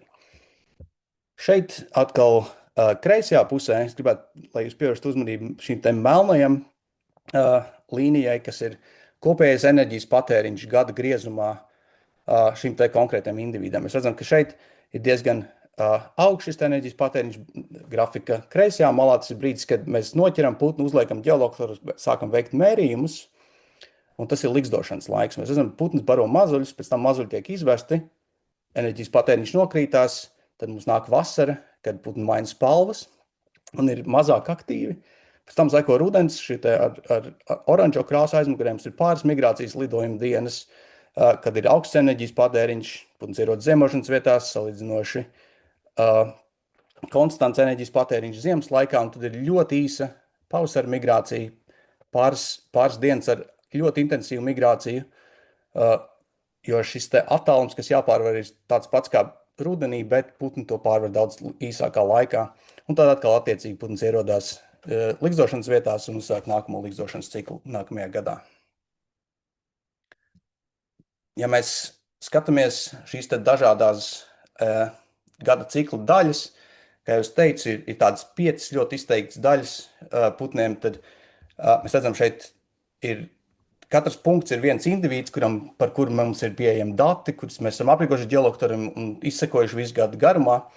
Mēs varam redzēt, ka šeit uz Y ir vidējais dienas enerģijas patēriņš visiem individiem, par kuriem mums ir dati no Latvijas pieejami.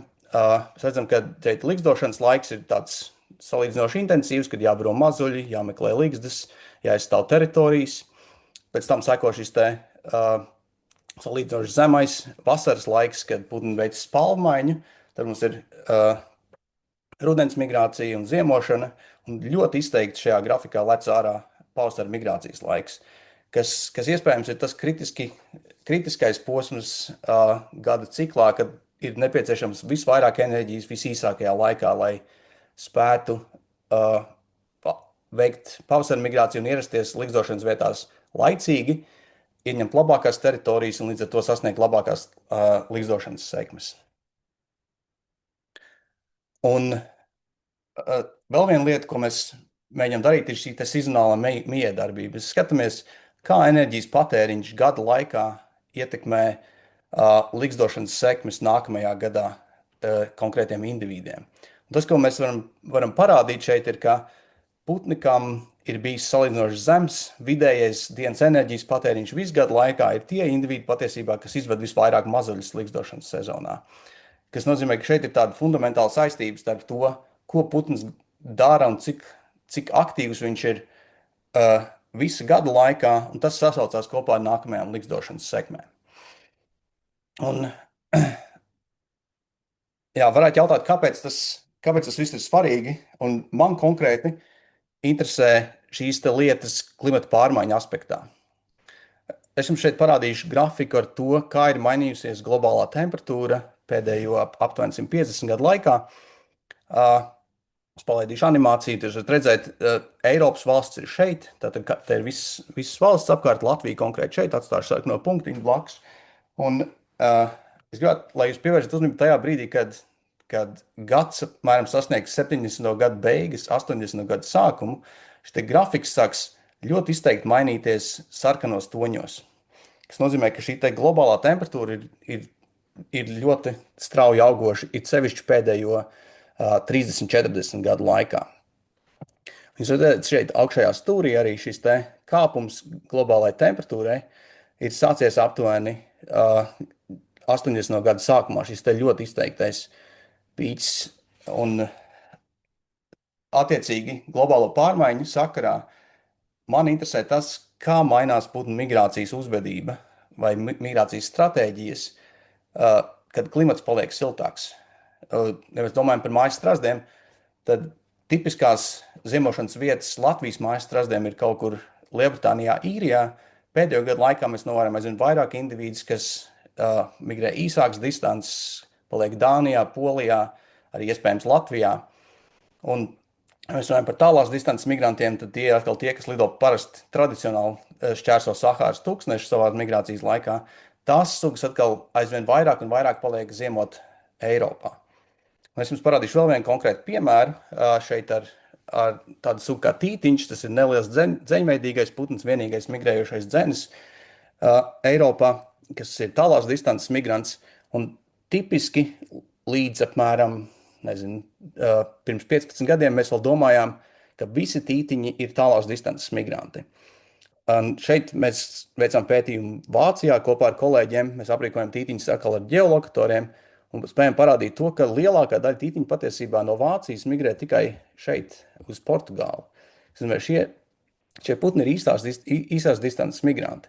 Tad pāris putni mums bija tādi, ko mēs nosaucam par vidējās distances migrantiem, kas pārziemoja Ziemeļāfrikā.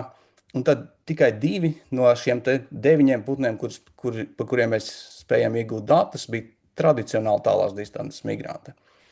Ja mēs pievēršamies atkal šiem enerģijas patēriņa tēmai, tad tas, ko mēs spējām parādīt, ir, ka šie tālās distances migranti, lai gan viņi investē ļoti daudz enerģijas migrācijas lidojumos, šiem abiem putniem Sahāras šķēršošanas lidojumi bija vairāk kā 30 stundu gari nepārtraukti lidojumi. Viņi gadu laikā joprojām ir vinnētāji no enerģijas patēriņa viedokļa. Viņi patērē apmēram 20% mazāk enerģijas kā šie īsās un vidējās distances migranti. Bet, kā jau teicu, šī ir viena no tām sugām, kas pēdējo aptuveni kādu 30-50 gadu laikā ir lēnām sākus pārslēgties no šīs tālās distances migrācijas uz tuvās distances migrāciju. Un tas, kas mūs interesēja arī šī sakarā, bija paskatīties, kā tad ir mainījusies šī temperatūras režīms šo putnu ziemošanas vietās. Un te atkal mums ir oranžas toņos, te ir tie 2 tālās distances migranti un te ir tie vidējās un īsās distances migranti. Un tas, ka mēs varam redzēt, ka kopš pagājušā gadsimta vidus patiesībā temperatūra ir pieaugusi pilnīgi visās vietās. Gan Rietumāfrikā, gan Ziemeļāfrikā, gan ziemošanas vietās tepat Dienvidrietumē Eiropā. Savukārt, ja mēs šo temperatūru pārveidojam uz termoregulācijas izmaksām, tā aina ir nedaudz savādāka. Lai gan termoregulācijas izmaksas ir mainījušās pilnīgi visiem šiem migrantiem globālās sasilšanas rezultātā, tie lielie vinnētāji patiesībā ir šīs īsās distances migranti, kuriem enerģijas patēriņš konkrēti termoregulācijā ir samazinājies aptuveni par 15%, kamēr šiem tālās distances migrantiem tas ir samazinājies tikai nedaudz. Jūs to varat redzēt šeit, šīs laiksērijas līknes ir daudz lielāku tendenci mainīties konkrēti īsās un vidējās distances migrantiem, salīdzinot ar šiem oranža toņu punktiem garās distances migrantiem. Jā, un varbūt beigās vēl es ieskicējuši tādas nākotnes plānus. Šie bija daži no tiem piemēriem, ko mēs esam darījuši līdz šim. Tagad šogad es esmu sācis jaunu projektu, kas ir saistīts ar notiekošo šo kosta akciju, kas ir saistīta ar migrējošo putnu aizsardzību un izpēti. Tas, ko mēs gribam darīt nākamo 4-5 gadu laikā, ir izmantot šo kosta akcijas pētnieku tīklu Eiropā, lai skatītos to, kā šie enerģijas rādītāji ir mainījušies dažādām sugām, atkarībā no to migrācijas stratēģijas, un arī izdarīt nākotnes prognozes. Un mēs koncentrējamies nākošo pāris gadu laikā uz šīm 6 sugām, ko jūs varat redzēt. Te ir mums mājas strasts, un mājas strasts ir vairākām pētījumu vietām vienmuļais strasts, kas ir nometnieks Spānijas dienvidos. Mums ir abas lakstīgales, tā ir rietumu lakstīgala un mūsu pašu lakstīgala Latvijā. Tītiņš un pupuķis, tās sugas, kas jau sākuši mainīt šo migrācijas stratēģiju no tālās distances migrantiem uz īsās distances migrantiem vai nometniekiem. Un, jā, es domāju, ka tas ir sevišķi tāda mājas strāsts sakarā, tā ir tāda ļoti interesants pētījuma virziens nākamajiem gadiem, jo mēs, kā jūs teicat, mājas tiek migrēti no Latvijas uz Lielbritāniju, pēdējos gados ir sākuši palikt Dānijā, piemēram, diezgan lielā skaitā. Un mājas trasts ir viena tā suga, kas ļoti labprāt iet ziemošanas laikā un barojās atklātā tipa kūtīs, kur tiek turēti lielopi. Tas nozīmē, ja šīs ziemojošās populācijas Dānijā, piemēram, palielinās, tad daudz lielāk kaitējums tiek nodarīts, piemēram, lauksaimniekiem, jo mājas trasts vienkārši paņem diezgan daudz barības, kas ir domāti lielopiem. Un otrs faktors ir tas, ka šīs atklātā tipa kūtīs, kad putni barojās kopā ar zīdītājiem, kas tur tiek turēti, pastāv diezgan liels risks slimību pārnesēji. Mēs zinām, visu putnu gripa ir bijusi diezgan aktuāls temats visā Eiropā pēdējo 10 pāris gadu laikā. Tas ir droši vien tikai laika jautājums, kad notiks šī pārnese no putnu gripai no savvaļas putniem vai nu uz mājputniem vai uz arī lielopiem, piemēram. Tā kā šīs migrācijas stratēģija maiņas putniem nes salīdzinoši lielu risku arī lauksaimniecībai un tautsaimniecībai. Jā, tas viss no manis šodien. Es gribētu pateikt lielu paldies gan Latvijas Universitātes kolēģiem, gan arī kolēģiem Šveices Ornitoloģijas institūtā, kā arī LZP fundamentālu lietušu pētījumu programmai un Šveices Nacionālajiem zinātnes fondam par šo pētījumu finansēšanu. Jā, paldies. Skaidrs, ka šie ir ļoti interesanti un arī samērā dārgi pētījumi. Jā, te, protams, būtu atkal vieta virknē jautājumu, bet atkal tas laiks mums skrien tā kā traks. Un es tiešām ceru, ka pie YouTube mēs varēsim tur tādu jautājumu atbilžu sekciju arī atvērt, kas būs tajā mājaslapā. Un tā kā laiks skrien, ir jau tātad 4:30, tad mums ir vēl viens ziņojums, un varbūt tad beigās jau vēl mums tas Zūms vilks, varēsim vēl kādas pāris lietas pārunāt. Oskars Keišs tātad mums noslēdz šīs dienas sesiju ar savu ziņojumu, par ko viņš būs, tad arī Oskars pateiks, jādomā, par putnu fenoloģiju un orientācijas pētījumiem. Faktiski ļoti sasaucās ar Mārtiņu stāstīto, jā, orientāciju. Kā tad viņi atrod to ceļu uz smalkajām vietām ziemošanai. Oskar, lūdzu. Jā, paldies. Es atvainojos, jūs laikam mani neredzat, bet es nezinu, kas ir noticis ar manu filmēšanas kameru. Bet, prezentācijas redzam, bet ja varētu vēl uzlikt uz to pilno režīmu. Es uzliku, bet droši vien tāda pat problēma kā Aināram. Manā datorā ir. Kas Ainār bija jādara, jāiet vēlreiz? Tur tas swap view laikam. Tas, ko es darīju, ka es šārēju nevis pašu prezentāciju, bet visu ekrānu. Jā, tūliņ mēģināšu vēlreiz. Galvenais neaizvērt to visu vispār ciet. Jā, tad.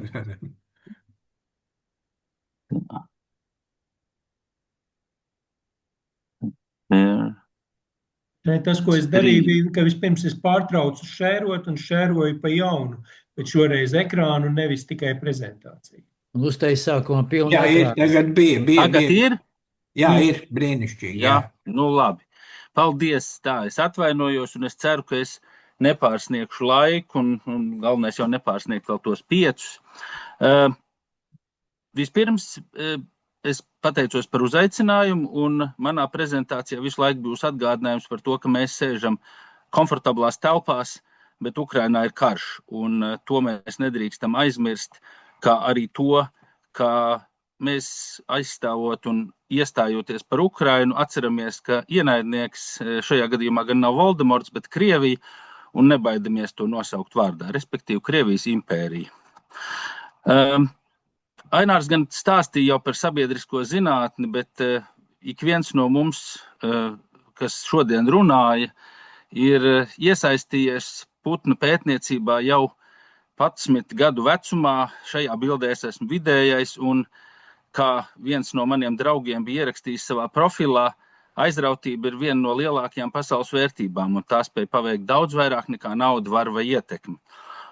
Un uz tā balstās sabiedriskā zinātne, un ar šo mašīnu, kas ir mana tēva toreizējā mašīna, mēs aizvedām uz Zeltaleju, kur ir uzņemta šī bilde, 20 strazdu būrus 87. gadā, un viņi bija izjauktā stāvoklī, un mēs viņus līdz vēlai naktī sataisījām līdz galam un izlikām 30. aprīlī. Un bez šī atbalsta no savas ģimenes es noteikti nekad nebūtu kļuvis par ornitologu. Nu, protams, arī daži citi apstākļi. Es ļoti nožēloju, ka šīs uzstāšanās ir attālināti.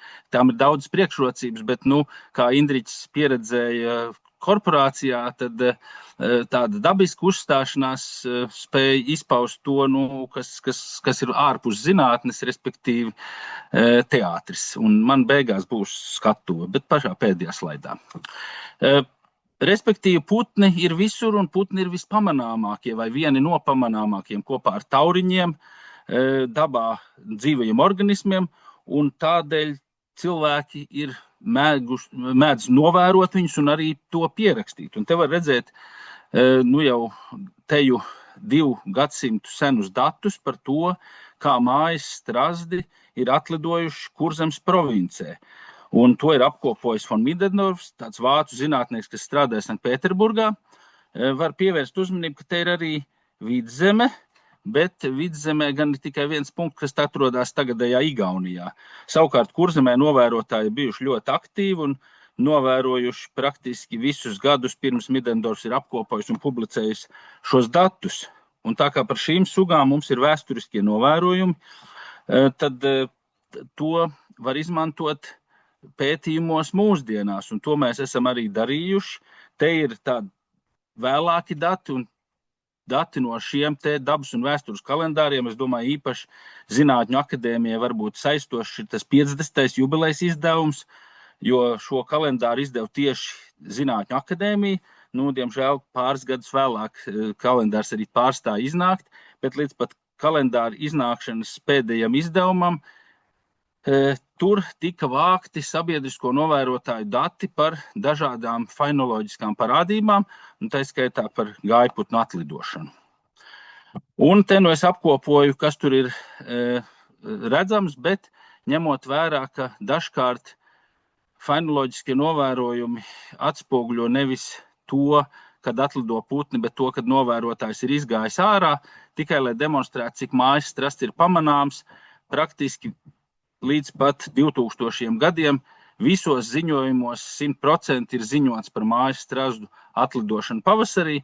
Rudenī, to brīdi, kad mājas strazdi pazūd, ir novērot daudz grūtāk, tur tas procents ir mazāks. Tad šeit nav atlidošana, te ir tikai tas, cik bieži korespondenti ir ziņojuši par mājas strazdiem. Un tad atmodas laikā tika publicētas arī šādas anketas vairākās avīzēs. Es pats šādu anketu ieraudzīju un arī aizpildīju toreizējā laikrakstā Pionieris, kas vēlāk kļuva par Latvijas bērnu avīzi. Un mājas strasts no šajām 5 sugām, kas te redzams, bija vispopulārākā suga, un atgriezt tajās anketās, ko atsūtīja atpakaļ, praktiski visās, respektīvi 97% bija minēts mājas strasts. Te viņš ir redzams arī mūsu parauglaukumā, Ances fotografēts, un izmantojot šādus vēsturiskus datus, mūsu maģistra students Ivo Dinsbergs izpētīja, kā tad ir mainījusies strazdu atlidošana praktiski pēdējās 100 gadus laikā. Dati tika ņemti no šāda te datu depozitārija, kur ir dati no Ziemeļaustrum Eiropas, respektīvi šīm te vietām, un jo lielāks ir 3 stūrītis, jo tur ir vairāku gadu dati pieejami. Un zilie nozīmē meteostaciju dati. Salīdzinot meteoroloģiskā pavasara un mājas strazdu atlidošanu, Ivo konstatēja, ka mājas strazdi spēja piemēroties klimata pārmaiņām un atgriezties ar vien agrāk, taču viņi netiek līdzi. Ja pavasaris iestājās 96 gadu periodā praktiski, laikam, ja es pareizi atceros, 17 dienas agrāk, tad strazdi atlidoja tikai apmēram 5 dienas agrāk. Un to visu, cik jauki ir pētīt mājas strazdus, es pērn konferencē Rīgā prezentēju, un arī šogad tie kā neliels rakstīns mūsu pašu universitātes izdevumā ir publicēts. Tālāk, tā otra lieta, par ko kolēģi tik daudz vēl nerunāja, ir putnu orientācija. Un tad, kad es iesāku savus ornitologa gaitas jau pulciņā, Jelgavas zooloģijas pulciņā, tad iznāca šī grāmata 1985. gadā. Un pirmais, kas man ienāk prātā saistībā ar putnu migrācijām un orientāciju, nav visi ceļojoši zosu un zērvju kāši, bet rudens nakts debesis, kurās ir dzirdamas dažādas putnu balsis. Tā skaitā gan arī lielo, bet arī mazo putniņu balsis. Kā tikko dzirdēju vai lasīju, ka tāds vidējais latvietis gaisā spēja debesīs sazīmēt tikai 2 zvaigznājus, tātad lielos un mazos greizos ratus, kurus te sauc latīniski par lāčiem, bet man kopš bērnības ir teikt, ka tie ir lielie greizie rati, un es tur arī saskatu ratus. Un pie maziem greiziem ratiem, protams, polāra zvaigzne. Un mēs nonākam pie Latvijas bijušās pētniecības stacijas, kas atrodas Raudā, un pirms Raudas pētnieki, šajā bildē tas plikais ir mans darba vadītājs Aivars Mednis, kuram šogad tikko apritēja 88 gadi, jau pieminētais Harijs Mihelsons sēž pirmais no labās ar brillēm, pārējos es momentā neatpazīšu, bet tāds bija pats sākums vēl pirms Raudas, un tad izlēma, ka tomēr būvēs tādu pastāvīgu pētījumu vietu, un te no prezentācijas, ko es rādīju Vācijā, kur tad atrodas Rauda pie Tukuma. Un sākumā gan tur nebija planetārijas, sākumā būvēja tādas lielas voljēras, un viņus noklāja ar ruberoīdu, un iekšā tā, lai būtu tumšs, un tur mēģināja radīt planetāri apstākļus, lai varētu demonstrēt putniem zvaigžņotas debesis mākslīgos apstākļos.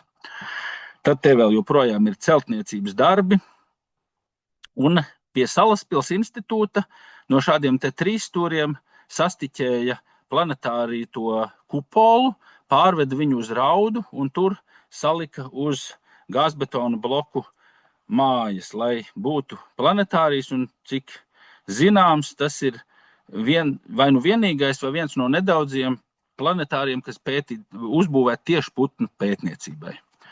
Un te var redzēt pārējos aprīkojumu, tātad to māju, kur dzīvoja zinātnieki, būri, kurā notika eksperimenti, tad tās elektroniskās daļas, kas automātiski reģistrēja, uz kuru pusi putniņi lec, un arī būrus, kuros turēja iekštelpās attiecīgi, kā vajadzēja eksperimentiem, vai ar ekspozīciju, vai varēja viņi redzēt debesis vai nē.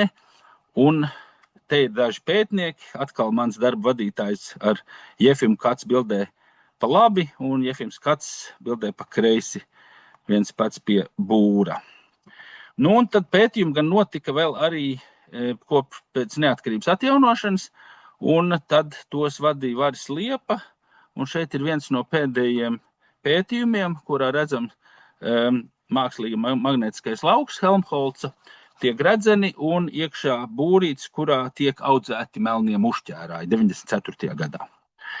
Te ir pētnieki, kāds var būt, bet mums laikam ir tikai ķīmijas un bioloģijas sekcija, atpazīst slaveno rakstnieku, kas ir otrā pusē Baltvilks, bet no šitās puses man ir salikts Mihelsons, Ieva Vilks, Jefims Kats, Varis Liepa un minētais Baltvilks. Un tad vēl pārējie pētnieki, Aivars Mednis, mūsu visiem labi pazīstamais Donāts, Viesturs Klimpiņš, Rasma, Aukmana un Vīksne.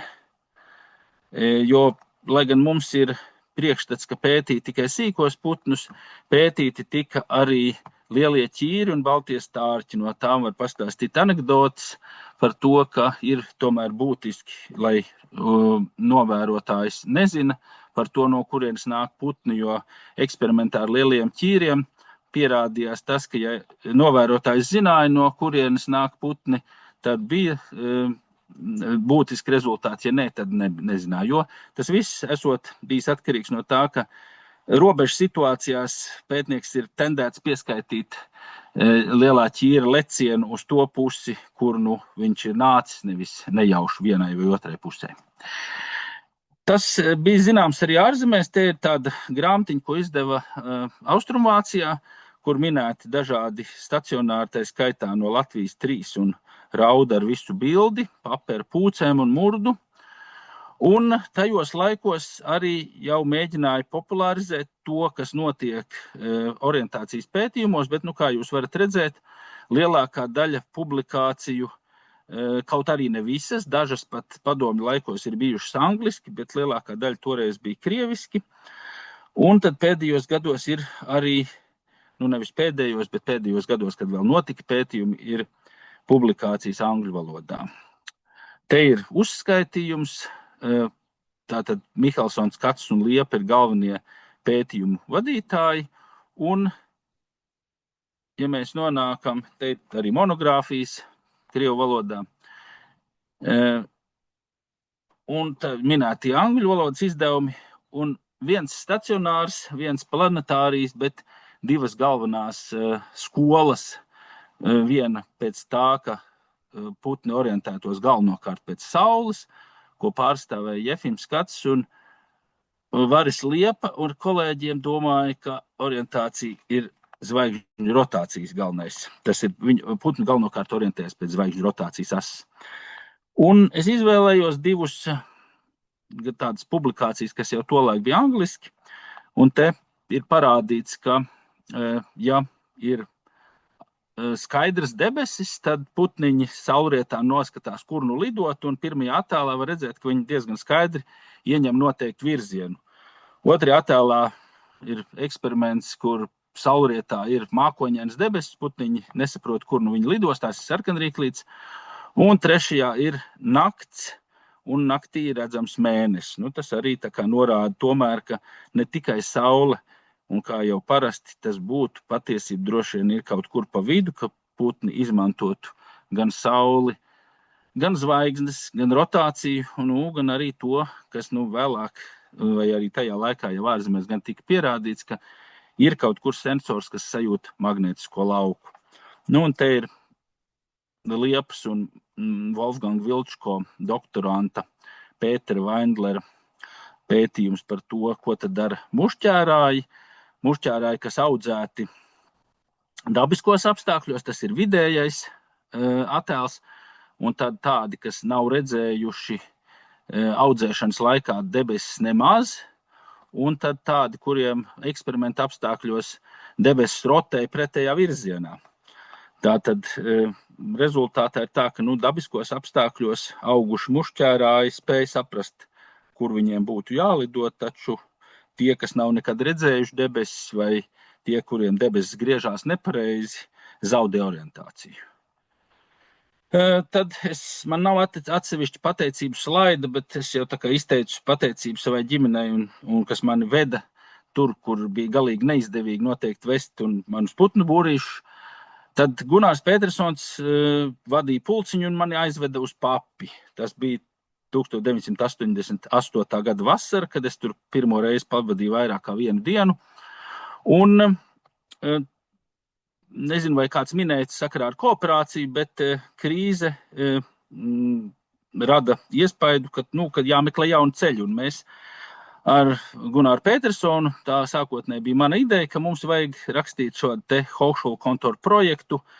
Un tas bija pirmais dabaszinātņu projekts Vācijas augstskolu birojām. Jo pirms tam viņiem bija tikai bijuši kultūras un vēstures projekti. Un mēs veiksmīgi sākām sadarboties ar Kristiānu Foiktu Berlīnē, un vēlāk no šīs sadarbības viņa students, kas tagad ir Oldenburgas universitāte, redziet, kāda Oldenburgas universitāte skaistas pastmarkas ir izgatavojuši personalizētas. Olivers Lindeke, lai gan man Ainārs brīdināja, ka par sikspārņiem jau nevajadzētu stāstīt, bet es neticu, ka atsevišķu sesiju būs veltīts sikspārņiem, un tas ir cieši saistīts ar orientācijas pētījumiem mūsdienās, kad, kā profesors Vīksne teica, tagad mēs mēģinām visu to izpētīt sikspārņiem kas senāk ir izpētīts putniem, lai gan tā gluži nav, arī putniem viss līdz galam nav izpētīts. Un novietojot sikspārņu šajās te vietās pie jūras, kur arī viņiem jauc galvu mainot magnētisko lauku, respektīvi kontrolē ir tāds magnētiskais lauks, kā nu viņš apkārtnē ir. Savukārt pārmainīties magnētiskais lauks ir vai nu mainīts horizontālā plaknē pa 120 grādiem, vai arī apmainīts tas, it kā mēs būtu dienvidu puslodē, kad mūsu inklinācija nevis 70, kā būtu dabiski papē, bet -70. Un, kā redzams, tas -70 viņiem sajauc galvu un sikspārņi neorientējās. Un tad, lai gan bija cieši noteikts neko tādu nerādīt, vēl ir 2 dienas, bet es virsrakstu tomēr ieliku, reku, es piebiedrošos Aināram, varbūt viņam jau ir vairāki raksti, bet es arī būšu tādā garā autoru rindā, Science, kur būs par to, kā elektromagnētiskais starojums, respektīvi šajā gadījumā rādio, jauc galvu sikspārņiem un tie nespēja orientēties. Un tā, tas droši vien patiks Indriķim, ka ekoloģiskajā teātrī notiek evolucionārā lūga. Un ja te var nospiest šo te, tur ir redzīts kā strazdi, tā sakot, tās murmurācijas, bet to jau visi droši ir redzējuši. Un tagad ir reklāma, tā es nespēju izbēgt, bet reklāma cerams beigsies. Un vēl kaut kāda reklāma, es nespēju te tikt. Bet jā, principā tas ir, te ir tās strazdu murmurācijas, un tas tā kā teātris ir mans beidzamais slaids. Paldies! Jā, paldies Oskaram par interesanto teatralizētu vēsturisko ieskatu gan putnu, gan arī mazliet sikspārņu dzīvē, bet tā murmurācija tiešām ir fantastisks skats, un vēl te abas pēdējās mūsu šīs prezentācijas lielā mērā bija veltīts strazdu pētījumiem.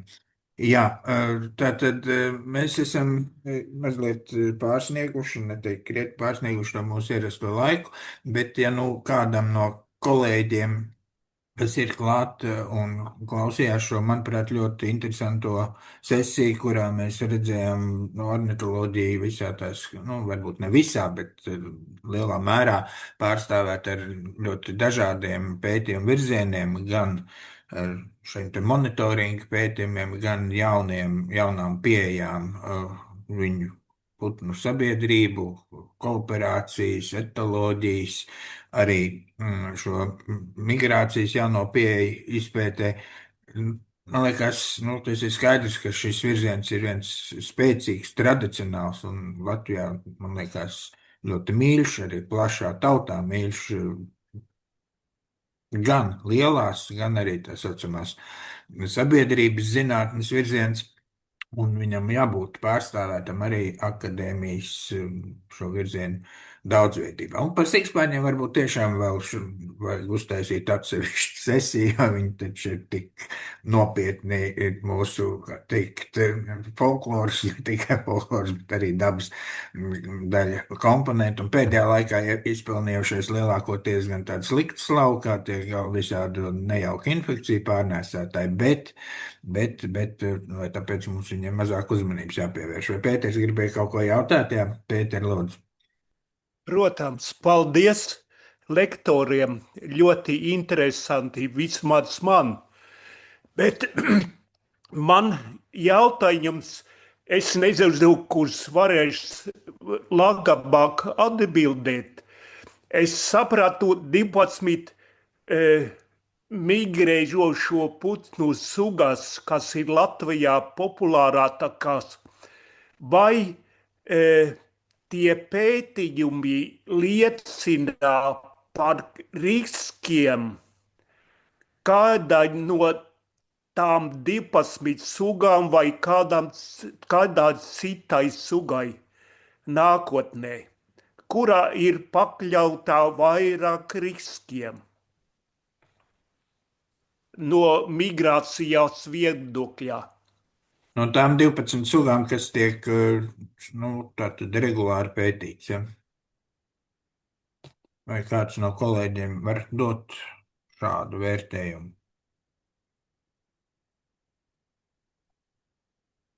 Domāju, tur Ainārs vai Mārtiņš visvairāk droši vien ir kompetenti. Es arī gribētu Aināram dot vārdu.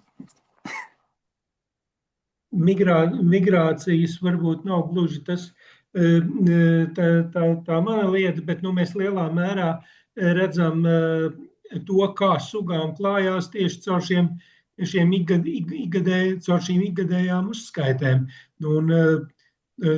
Un te gan es nevaru teikt tieši par tām 12 sugām, bet sugas, kuras mums parādās ar tādu ar vislielāko skaita sarukumu, patiesībā ir nometnieku sugas. Rekordists ir nometnieku suga, kura vispār nemigrē, un tā ir mežīrbe. Un acīm redzam, tajā skaita mežīrbu populācijas sarukumā mēs nevaram īsti mainot to, kas notiek kaut kur pasaulē vai kaut kur Āfrikā vai kaut kur migrācija ceļos, bet tajā, kas notiek tepat mums uz vietas Latvijā. Un tā lielā mērā ir mežstrāde, kura šobrīd ir tā, kura grauj mežīrbes populāciju. Par migrējošām sugām runājot, es arī vienā no saviem slaidiem rādīju to, ka, ja mēs saliekam šīs populāciju pārmaiņu tendences pēc migrācijas stratēģijām paskatāmies, tad būtībā tām sugām, kam ir šīs tālās migrācijas, kuras ziemo subsahāras Āfrikā, tendences ir sliktākas nekā tajās pašās ekosistēmās dzīvojošām sugām, kam ir šīs migrācijas uz Eiropu vai caurmērā nometniekiem. Un te arī lielā mērā ir šis stāsts par to, kas notiek šajās ziemošanas vietās, kas notiek Āfrikā, kurā, teiksim, tādas dabas aizsardzības prasības, kādas ir šobrīd Eiropā, tur Āfrikā nav pilnīgi nekā no tā. Tur nekontrolēti var joprojām lietot DDT un citu ķīmiju, tādu, kas pie mums jau gadu desmitiem ir aizliegts. Bet es nezinu, varbūt Mārtiņš tieši par to migrāciju aspektu var kaut ko vairāk pastāstīt. Tad pēc 100 gadiem varētu būt, ka Lakstigalas būs mums mazāk. Viņas jau tagad ir mazāk. Lakstīgals ir starp tām sugām, kuru populācijas šobrīd samazinās. Un ja mēs paskatāmies vēl šo klimata kontekstu, respektīvi projicējot, katrai sugai ir sava klimatiskā niša, kurā viņi dzīvo, tad šī gadsimta beigās mūsu lakstīgals Latvijā vairs nebūs sastopams vispār, toties mums būs cita lakstīgala, tā, kas ir rietumu lakstīgala, kas Rietumē Eiropā dzīvo. Viņi jau ir tikusi līdz, ja pareizi, tagad ceru, ka nesamalošos, līdz kaut kur līdz Polijas, Lietuvas robežai viņas izplatība. Mārtiņš var piebilst kaut ko pie šīs tēmas? Jā, man liekas, Ainārs jau atbildēja lielā mērā par to, ka es zinu, ka pēdējos kaut kādos 20-30 gados lielākā daļa sugu, kas ir sarukušas, tiešām piedzīvojuši šo te izteikto populācijas sarukumu, ir tās sugas, kas ziemo Sahel zonā konkrēti. Nevis vienkārši tur kaut kur Āfrikas dienvidos, bet šajā te Sahel zonā uz dienvidiem no Sahāras tūkstneša, un tur tieši šie te apstākļi, kas ir tur Āfrikā, ietekmē šīs te populācijas visā Eiropā. Tas sugas bija tas, kas pēdējos 10 gadēs ir gājušas tiešām uz leju. Jā, bet ja viņas tagad, kā pēc tiem redzētajiem datiem, pārslēgsies uz migrēšanu kaut kur uz jau tātad Ziemeļāfriku vai turpat Portugālē paliks, tad viņiem ir cerības. Ja? Un tad, saka, Eiropas Savienība viņus arī paglābs, ne tikai kā tur citas. Jā. Jautājums man bija arī par to, šis ir tā vai citādi, tie pētījumi ir diezgan dārgi un, protams, to monitoringu, tas droši vien ir programmas, kas dod iespēju caur ministriju aktivitātēm šo darbu apmaksāt. Jo tur taču milzīgi cilvēku skaits, lai iztaigātu visus tos kvadrātu laukums un iziet visus maršrutus. Bet attiecībā par tiem pētījumiem, kas arī ir saistīti ar kārtīgu ieguldījumu uz šo te sensoru vai tur raidītāju pievienošanu. Tas ir tīri Šveices iniciatīva vai tas ir kāds Eiropas tomēr projekts, jo FLPP, protams, ir laba lieta, bet, tā tur sevišķi daudz, jāsaka, neizvērsīsies šāda apjoma pētījumos, kur vēl vajadzīga arī starptautiskā sadarbība, protams.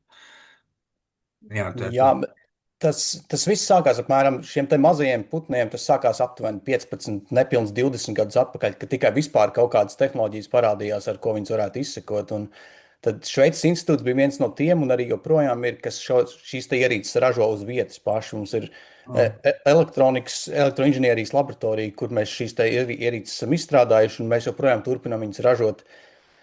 Tie nav lieli skaiti, mēs paši šobrīd ražojam tikai saviem projektiem. Bet pasaulē ir vēl varbūt 1-2 tādas kompānijas, kur var komerciāli šos te produktus nopirkt. Bet tas būtiskais, kas sadārdzina visu šo pasākumu, ir ne tikai šo ierīču ražošana, bet tas, ka tiešām tie nav raidītāji, kas nozīmē, mēs viņus uzliekam putnam, un pēc gada, kad putns ir jau veicis savu migrāciju, mums tāpat ierīce ir jānoņem no putna, lai mēs vispār kaut kādus datus iegūtu.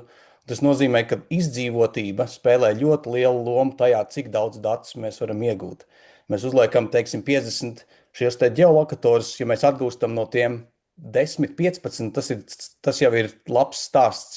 Tā kā, jā, tas sadārdzina to procesu. Tas ir, jā. Kolēģi, vai vēl būtu kādi jautājumi vai izteikšanās vēlmes?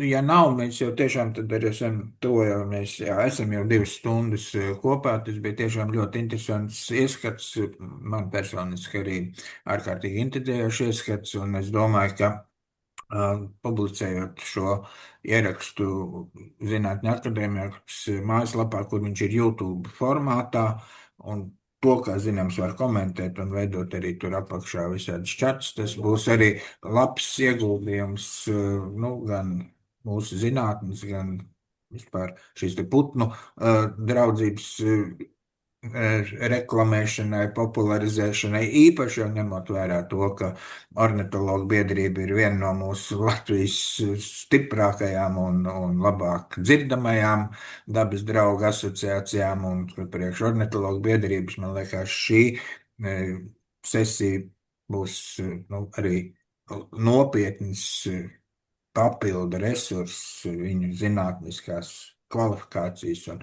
izpratnes celšanai, un ne tikai tātad akadēmijai, kuras rindās, tas cer arī parādīsies kādu no ornitologu pārstāvjiem, bet arī sabiedrībai, mūsu ornitologu sabiedrībai kopumā. Liels paldies visiem, kas piedalījās, paldies par jūsu interesantajiem stāstiem, un tiekamies jau tagad iznāk, laikam būs 18.